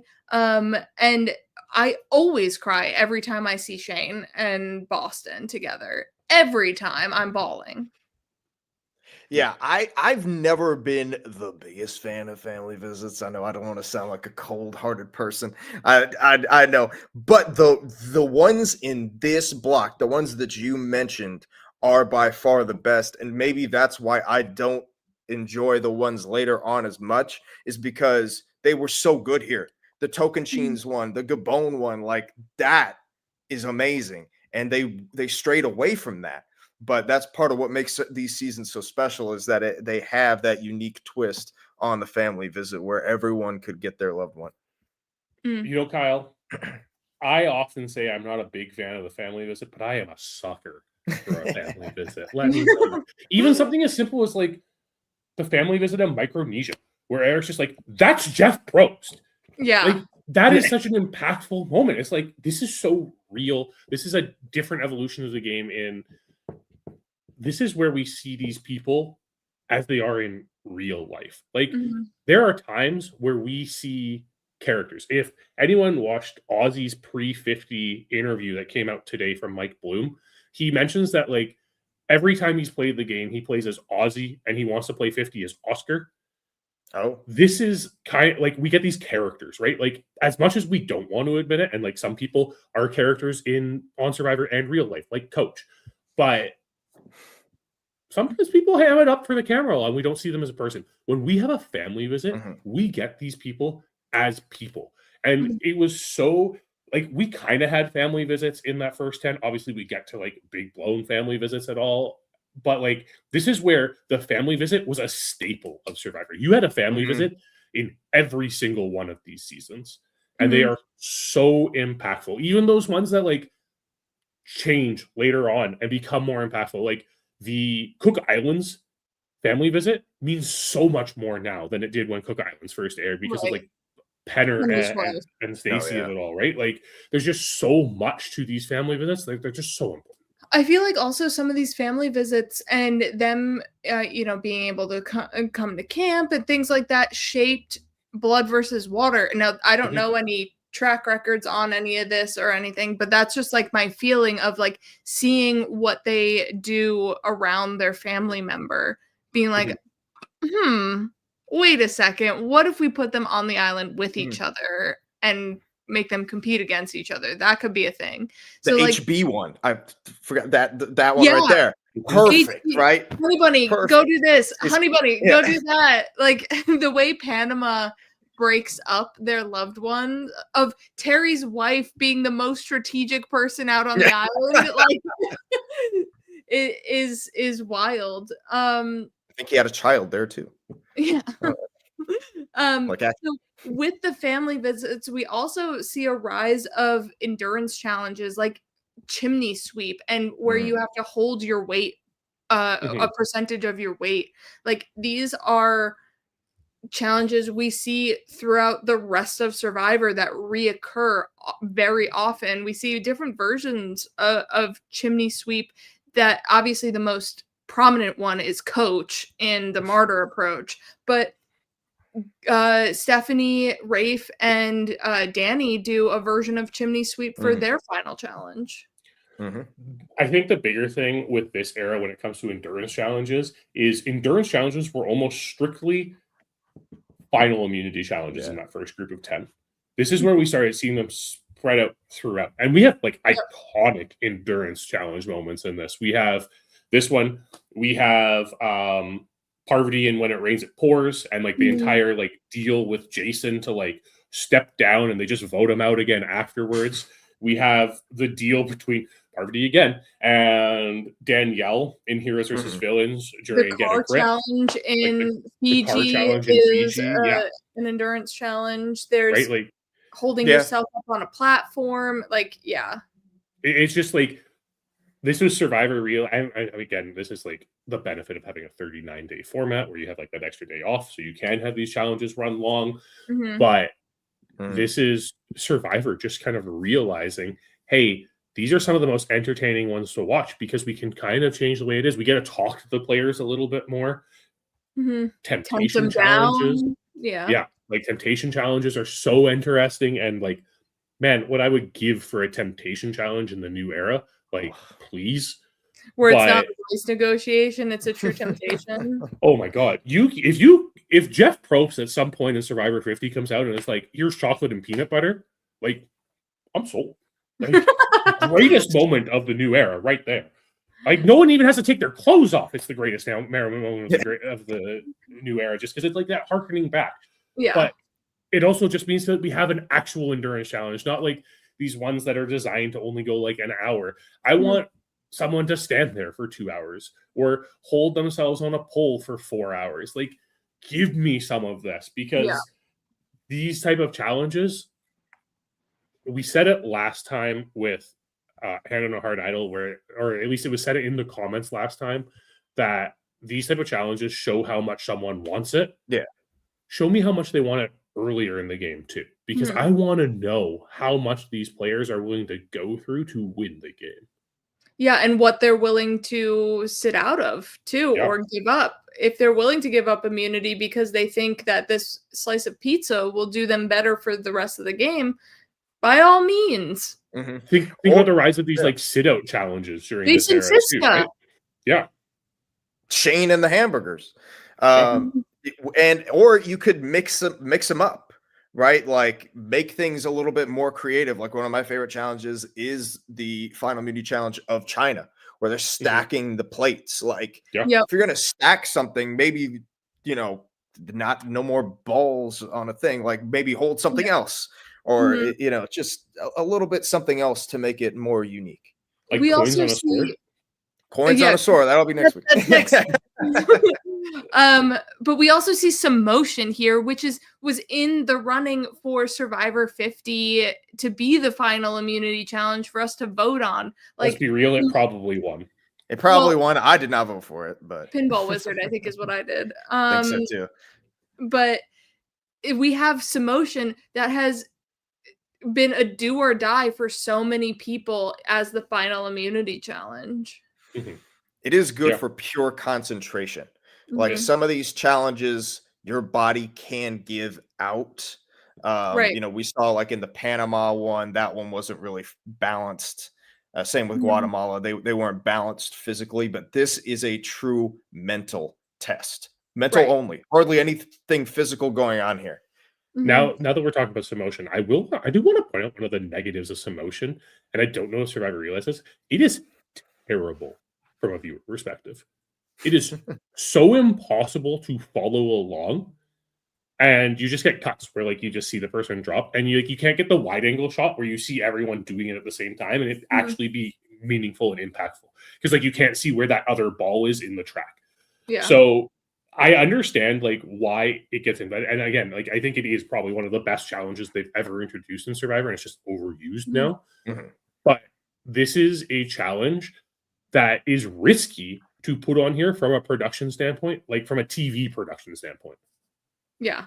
So Kyle mentioned his favorite challenge. Before we get out of challenges, John, what is one of your favorite challenges or challenge moments from this grouping?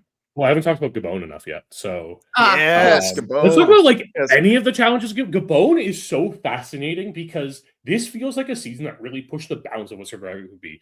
Because not only are we like not in water really, like you Mhm. Mhm. can't really do water challenges at all because probably everything wants to kill you in Gabon. I would imagine that's anywhere near the water.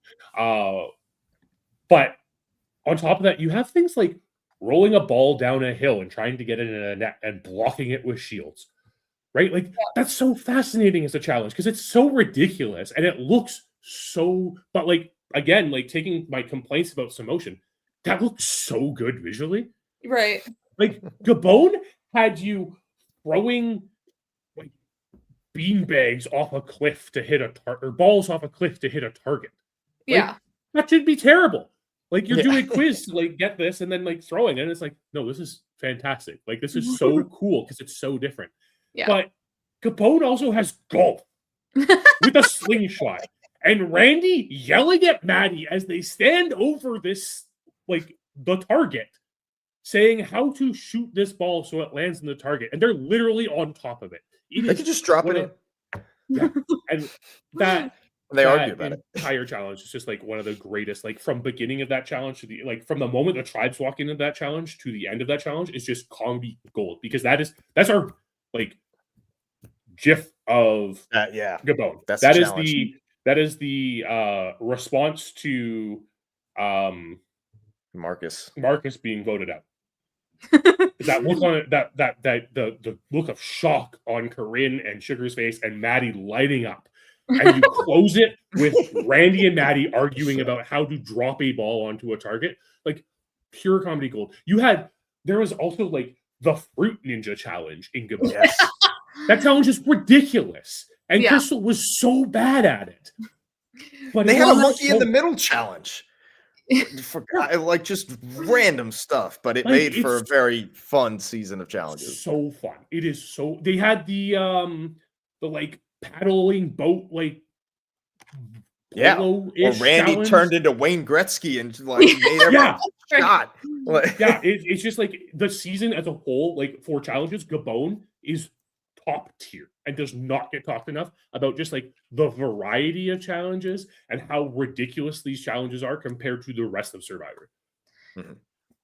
Two of my favorite moments, they are the same exact thing and they happen in the same season. It is when Lacey runs out to go do her match. She lands and face plants in the dirt and then sits there for a second and then runs away. Like, that is one of the funniest moments ever. And then Michelle is standing on the platform calling, and it's a high platform, and then she just falls off and it's like, like those two instances in Fiji recur in my brain so often. It is so funny and some of my favorite moments in challenges. And that's not even the challenges. That's just a moment in the challenge. And I think that supersedes the actual challenge. I think you also have like a lot of comedy in these challenges, like inadvertent comedy, like from these casts just interacting with each other. You even have like I think Jonathan Penner's a great example of my ass. Oh, right? yeah, exactly. Like, right, yeah. Penner just sass talking Jeff the entire time in challenges. You have Joel and Chet like tethered together running through this maze, and like Joel I don't just care. dragging Chet. Yeah, exactly. Right. Like there's just so many memorable moments from these challenges. Gotta mention two real quick, both with Jamie. One where he stands up and he's just getting in Bobby John's face with the boulder. Classic. And then when the other tribe wins the challenge, he can't get the rope cut, and he says, "Guys, let's keep going. We got to finish it." It's like the challenge is over. Honorable finish.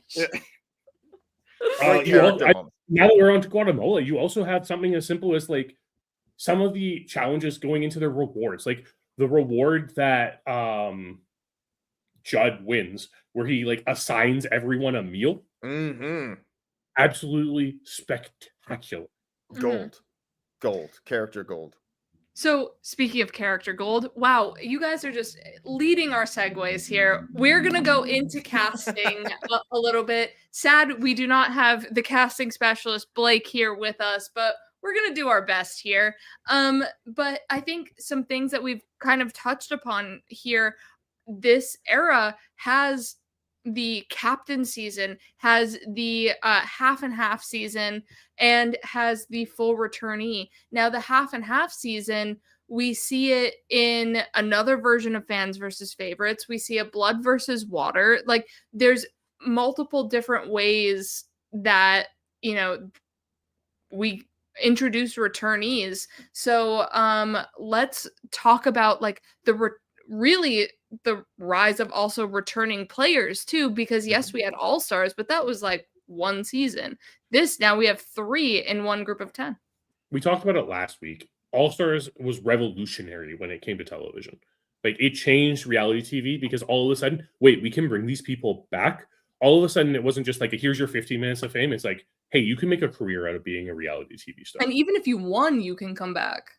Yeah, that I'm is surprised very they important. didn't abuse this more in this block of seasons. Oh, we'll talk about that in like 2 weeks because let's be real, the 20s and the 30s, we got to talk about it a lot. But I want to focus on Guatemala first because this captain season is the most fascinating thing. It really latched onto the fact that Stephanie was like America's sweetheart during Palau. She was, and also why I think returning seasons are so fascinating is Guatemala. And like, I'm not the biggest Guatemala fan. I kind of think this season's really boring and not that fun. But I know I'm go get eaten by a crocodile. I know I'm an outlier on that when it comes to the specialists. But Stephanie was America's sweetheart. And, you know, her and Bobby John were the last 2 standing at the end of Palau. Tribe that what was the name of that tribe again? Oolong. Total brain fart there. But they were the last 2 Oolong. Okay, let's bring them back. Let's put them on separate tribes, see how things go, see what it's like when we have people like returning players, people that all these people know, because that's also very important, that like people saw Stephanie and Bobby John play the game and then got to play with them. And then you had Stephanie about face and become like one of the greatest villains in Survivor history. The fact that Stephanie was not taken in that villain draft on Wednesday actually baffles me. And I get it's really hard. It's really hard to argue that someone on the Heroes tribe is a villain, but Guatemala Stephanie is one of the Stephanie and Candace did not need to be on the Heroes tribe, but that's Stephanie is one of like the nastiest villains of all time. The way she approaches this and like essentially takes all this goodwill she gathered from Plow and just tarnishes it all. It's fascinating. And I'm so excited to see her play again because like we have a more mature Stephanie but she's been in reality TV recently too. Is fascinating because like when I think of Stephanie, I don't think of Palau Stephanie. I think of Guatemala Stephanie because I think that is the more defining season for Stephanie. True. And with also returning players, it's how like you're saying how their game evolves. Does it adjust their legacy? You're now looking toward the future of, well, how am I going to be looked at from my last game? My last game, I placed second. I'm coming back for the win, and I go out third. Like, are people still going to think of me as someone who never won, one of the greatest to never win? Or because I went out third, is that going to, damage something? Suri goes out pre-merge in Heroes versus Villains, but still is considered one of the best to never win. So they're also now considering legacy as well as like, oh, I can have a career. You also start seeing people factor in playing for a second time. So you were saying playing to protect your legacy that you've already built. Now you have people trying to build their own legacy. And it's gotten to the point where Jeff Probst said, play your first time like it's your second, right? Meaning don't just play to last a long time and be a good character. Play as if this is going to be your only chance. Right. Because so many people have gotten so many chances that it is like, well, actually, there's a pretty decent chance that I can come back. But that's not the way that Survivor wants you to be thinking about it. And frankly, it doesn't make for very interesting gameplay. When people play the second time, they play a little, I don't want to say they play more recklessly, but they play like there's nothing to lose. Right? I think we see much stronger gameplay from people coming back a second time because now they've done it. Like they're there again. And especially now, and like this kind of gets into like the meta of nowadays where we have social media and like, these survivors are going out and meeting people every week and everything like that, right? But back then, like it was still a little contained. It was the birth of social media. We didn't quite get there. I think like social media when it comes to Survivor really starts picking up in the next block of seasons that we'll be discussing next week. But this is a time where it's like you go out there, you have nothing to lose. You've already been on the game once. You know what it's like. Just go out there and play your best game. I think it's why we get so many good games. I think it's why someone like Parvati can come in and dominate a game like Micronesia because she has nothing to lose. Suri has nothing to lose because she's already kind of proven she's a fantastic game player. She can just do what she's doing. The fact that she gets idled out in Heroes versus Villains doesn't even matter because she's already done so much in her 2 previous seasons up to that. And we get so many popular returnees from this group of seasons too that we keep seeing over and over and over again because everybody loves them. Like Cook Islands is riddled with people who return and people who intensely follow them. Like your love of Penner, my love of Parvati, these people have grown armies behind them. Not only do we have like these very popular characters, and I don't think there's any coincidence. Yes, they're the right age where they've been able to kind of like they were young enough when they played Survivor for the first time that 20 years later they can still come back and play Survivor and still be like a reasonable age, right? Like we don't have any like Rudy Bosches among this group where it's like, man, it sucks that you were the only person not to come back from Saboga because you're too old at this point, right? Well, at this point, it's a different story, but. Some might argue that's still considered too old. Okay, true. But more importantly, these aren't just people coming back one time. These are people coming back 3 times, right? Like how many people from this grouping of seasons comes back 3 times? You have count it up. I think Storied. Kyle had a fun casting stat for I did have us. a fun casting stat, but it wasn't that. But it Okay. is this is where we start to see a lot of recruits come Yes. into the game. Where Survivor was still a popular show, but I don't think it wasn't at its peak as it was when it first started. And they certainly weren't as aggressively trying to cast people as they were in the beginning and as they are now. Like, they really push apply to be on Survivor. So I went, and there's a fantastic spreadsheet on Reddit. I don't know who made it, but it shows you who was a recruit and who was an applicant. And I went through this batch of 10 and counted up. So out of the 151 unique players, so just, no one who Right. returned, but 95 of them were recruited. That is almost 2/3 of this batch of players that And were it's some of our recruited. favorites too. Some of your Like, favorites I was are mentioning recruited. Parvati, TAR. Courtney talks about how she got picked up at a bar from a casting agent being like, you should be on Survivor. Yeah, It's still Stephen just Fishback, there. one of Yeah. the know-it-alls, Mhm. was a recruit. And even some people who applied, weren't necessarily like big fan. Like, I know coaches said that he applied, but he didn't really know the show. So you start to you see a lot of this this going on here. But I think the difference is like, I think we're gonna talk recruits here have a little more positive context because of the way, like, who they are for one thing, and how they they approach the game. embrace the game. I think Yes. they really embrace the Yeah. game here and not looking for their 15 minutes of fame. They're looking to like, okay, I'm doing this, I'm playing the game, I'm learning as I'm going, and it's a ride. Yeah, I think like we get a much more negative connotation to recruits in the next batch of 10 episodes or 10 seasons. But this was, hey, we have to fill out our season somehow. But like, even if you look at that, because I've seen that spreadsheet too. I actually shared it with McKenna a couple weeks ago when we were planning for this podcast. And the big thing is like some of the things they're counting as recruits are like Parvati, who applied Yeah. for one of the other shows. Yeah, counts as a that's recruit, included. Yeah. right? Right. So like what a recruit is in this area is a little different because it's people who are like applying for different shows and stuff. But it is important. And like the other thing is survive. And okay, we have to address the elephant in the room with this block of seasons, and it comes to casting. And that is they try to diversify their cast more. We first see it in Panama where they're dividing it between the youngers and the olders and then gender as well. And we get 35-year-old Suri on the old woman tribe, which makes no sense as someone who is fastly approaching 35. I don't like that at all. One foot in the grave. Yeah, just like, okay, well, she's still playing the game 20 seasons later. So what? I don't care.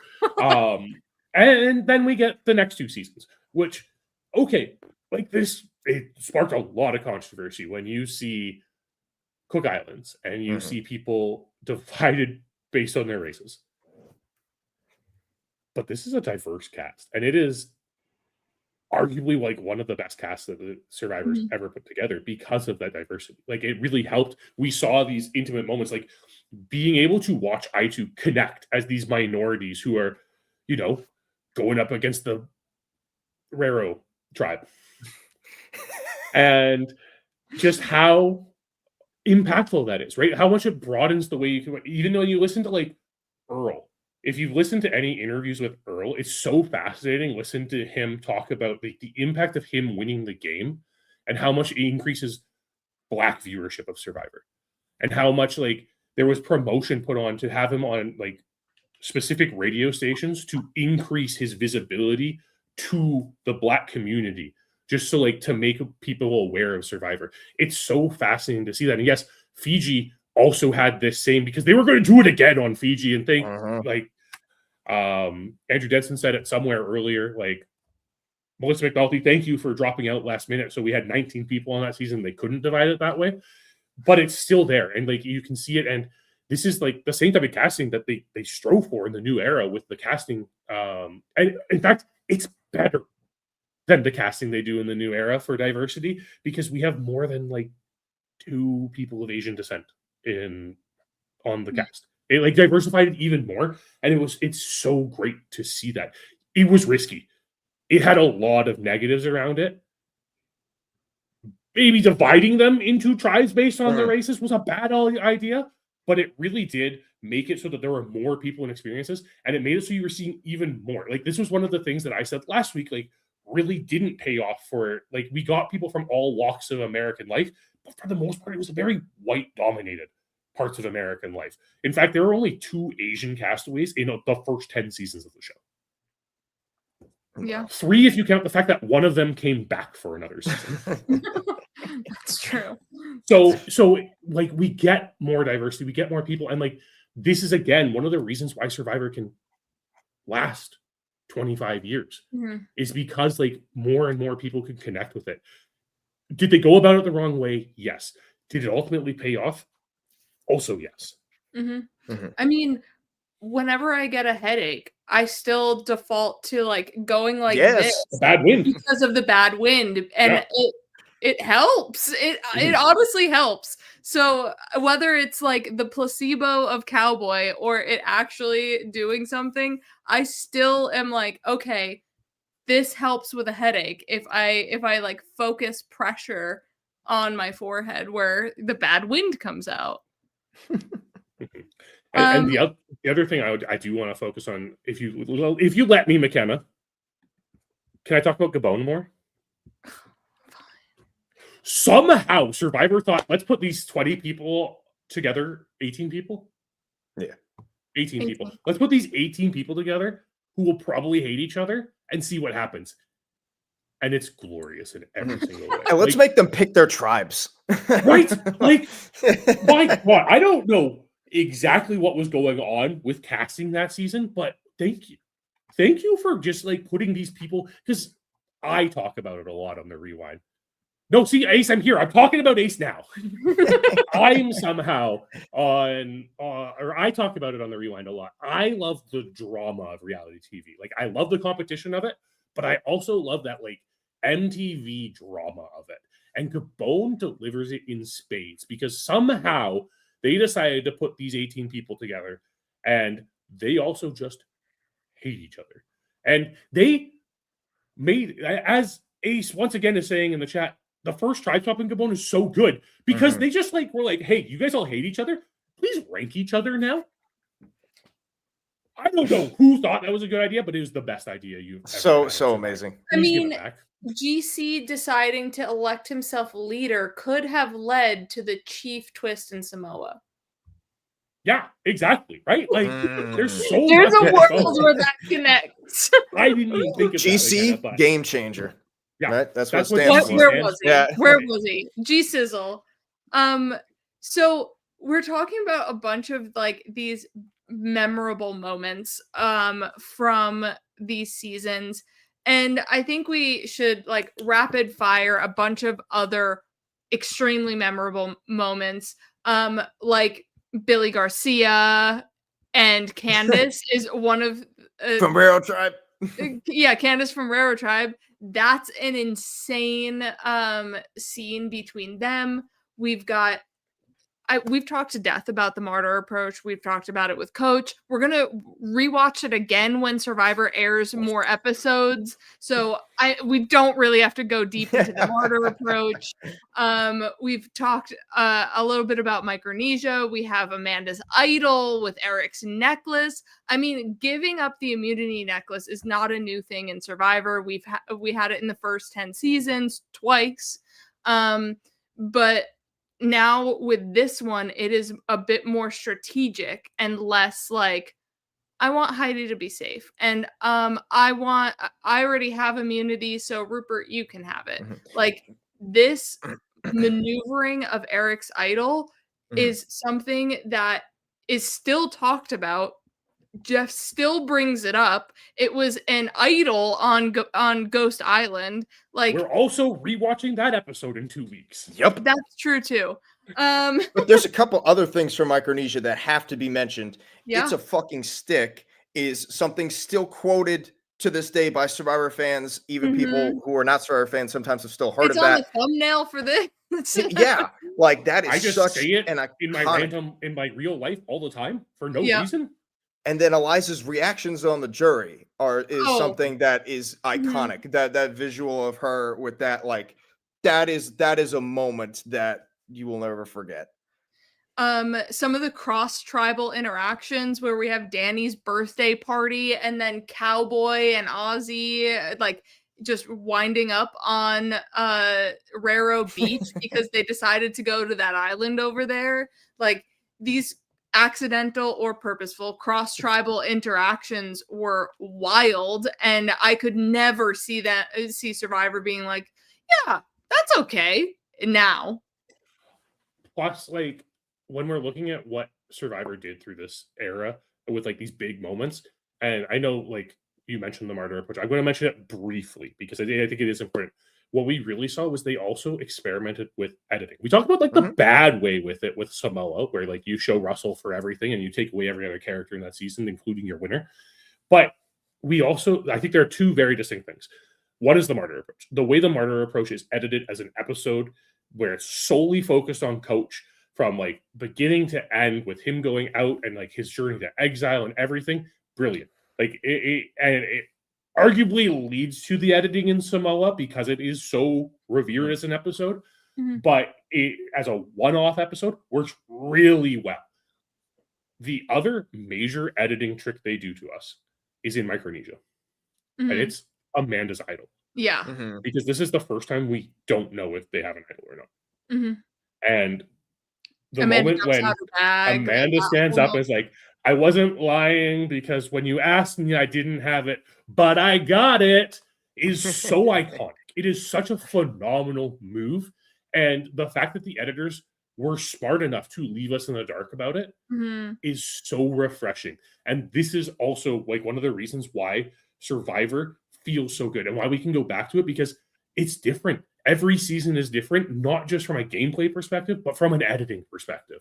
I'm glad you brought it back to some more idol talk too, obviously, with this episode. But we have Tyson voting himself out, essentially, trying to get the person he wanted out, and the double idol play in Heroes versus Villains with JT's love note to Russell. So those are also some huge moments that keep being brought up and mentioned and don't really impact people's legacy. As like for Tyson is one of the he's close, in my opinion, to the Mount Rushmore. Not on it, but he's like some probably of the top 10. He's some of the rocks underneath it if they decide to chisel. So like this voting himself out pre-merge is a crazy wild moment to watch, but really... What about James being voted out with 2 idols? Yeah. Like another crazy idol moment. Like the comes back for Ghost Island too. Right? Yeah. Like the immunity idol just delivered so many new things. And just that, okay, is James going to play the idol? Is he going to catch on that Todd is like scheming against him here? And that type of storytelling is so new. And like the idol just changed the way you could look at Survivor and change the way that they could edit Survivor. It changed the strategic mode of Survivor. The idol is just like, I hate to say it, but like the idol is Survivor. Like the hidden immunity idol, and it gets abused later on, but the idol made Survivor what it is. It is. I was thinking of this comparison earlier, and since this is Survivor, I'll use an analogy. If you're playing poker, if you're dealing the cards face up, right? That's what Survivor was at the start. You're dealing your cards face up. You look at the board, you know who has the best hand. You know who's going to win, right? The hidden immunity idol, you're dealing the cards face down. Now you don't know who has the best hand. Like I could be in the lead. I don't know what you have, right? I think I'm good, but I really don't know. And am I going to call your bluff, right? Am I going to believe what you're telling me? That's what makes that game what it is. And so that you're right. The idol is what is making Survivor what it is. It's the reason we see all the strategies that we do today. It's because of it.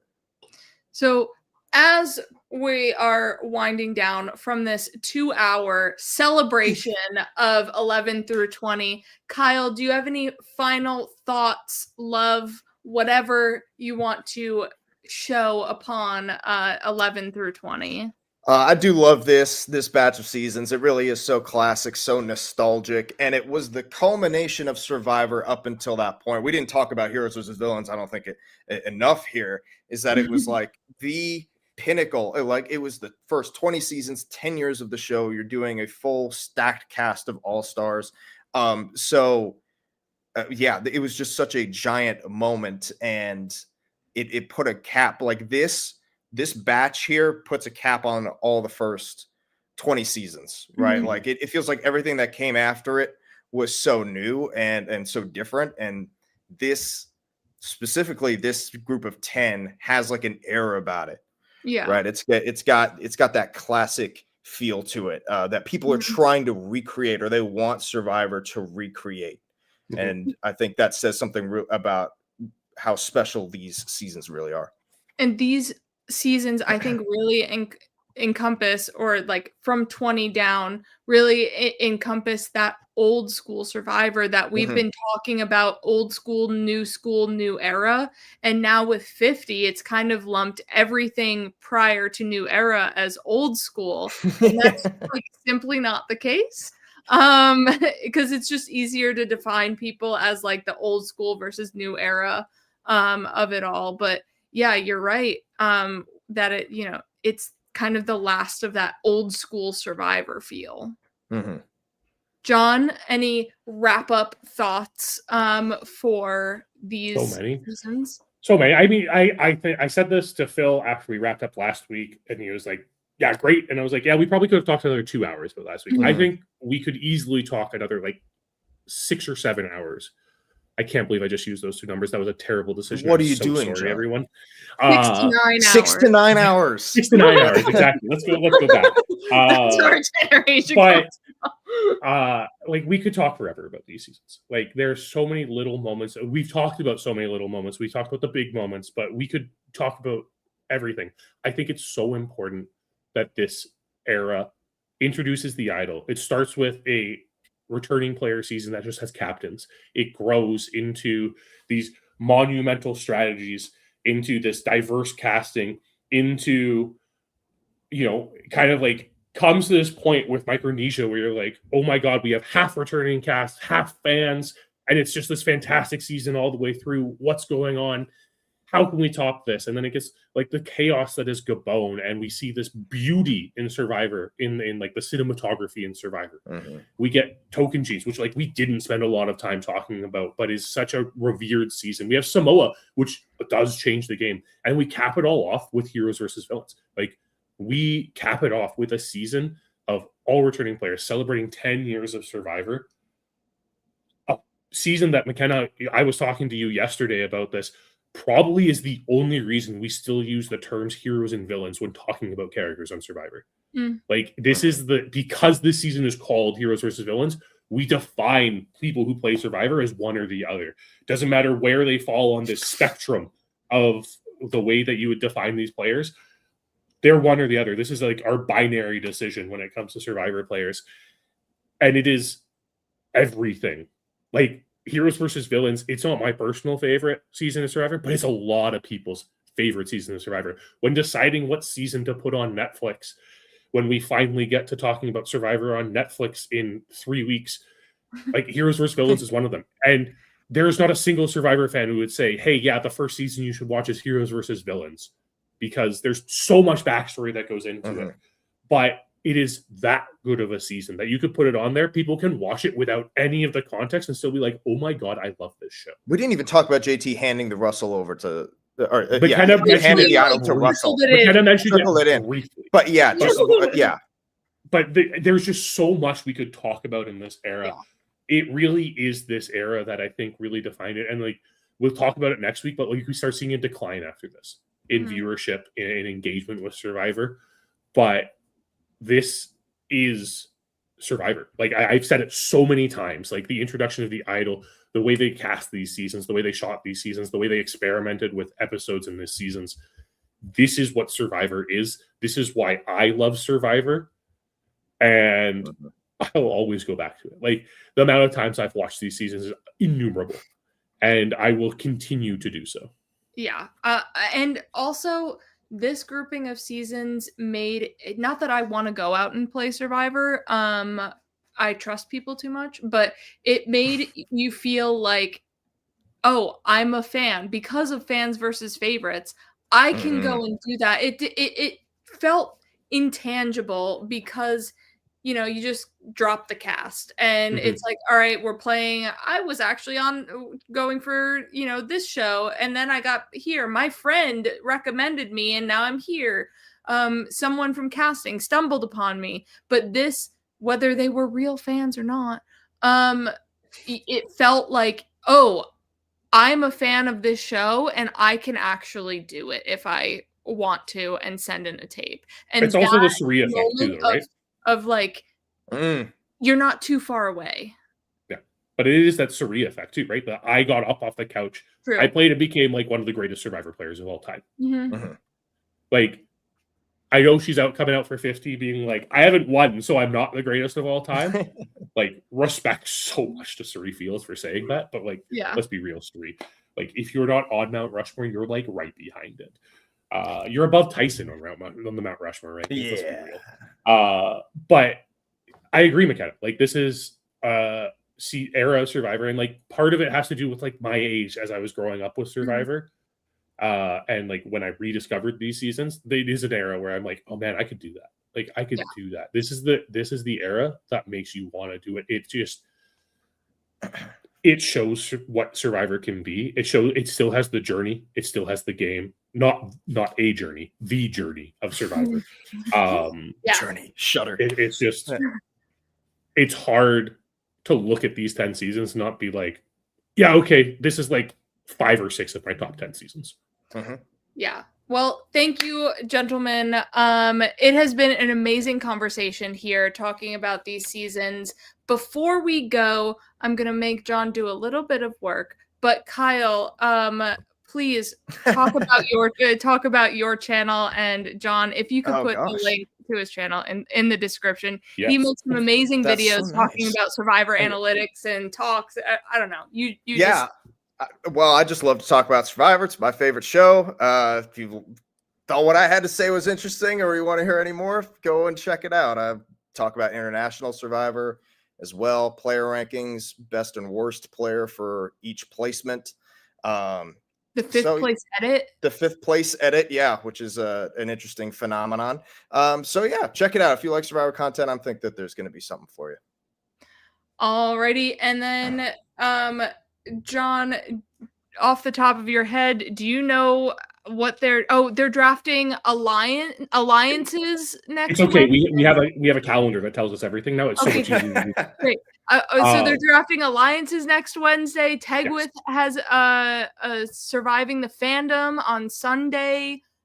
We'll be back next Friday. A bunch of stuff is going on over on the Patreon. What am I missing? Season Traders. Traders is going. Honestly, I haven't watched the Traders before, but from what I'm gathering, like, I'm actually watching this season. What I'm gathering, this is actually a good season of the Traders, and I'm quite enjoying it. Flaws in the game for sure, but characters, give me that drama, please. I'm okay with the Traders for the gameplay. We watch for the drama. But the other thing is, like, just like the video, subscribe to the channel, because Season 50 is like officially in pre. It feels like we've been in preseason for Survivor 50 forever. It's officially in preseason mode. Like, we have content from like other fantastic content creators like Dalton Ross and Mike Bloom coming out like every single day, and our like actual preseason Survivor 50 content will be starting up soon. Eventually, sometime next week, Phil and Blake will do everything you need to know about Rizzo and Savannah. So those will be coming out. We have like potentially a new fantasy game starting up. Fantasy games in some sort will be coming out. So like, keep your eye on the channel. There's so much content coming out. You know us. We will never stop giving you content. There's going to be so much. We will see you next week with Phil, Blake, or both, and Kyle will be back again. I'll be back. Oh, you'll have me again. Yay. Alrighty. And we will see you then. Goodbye.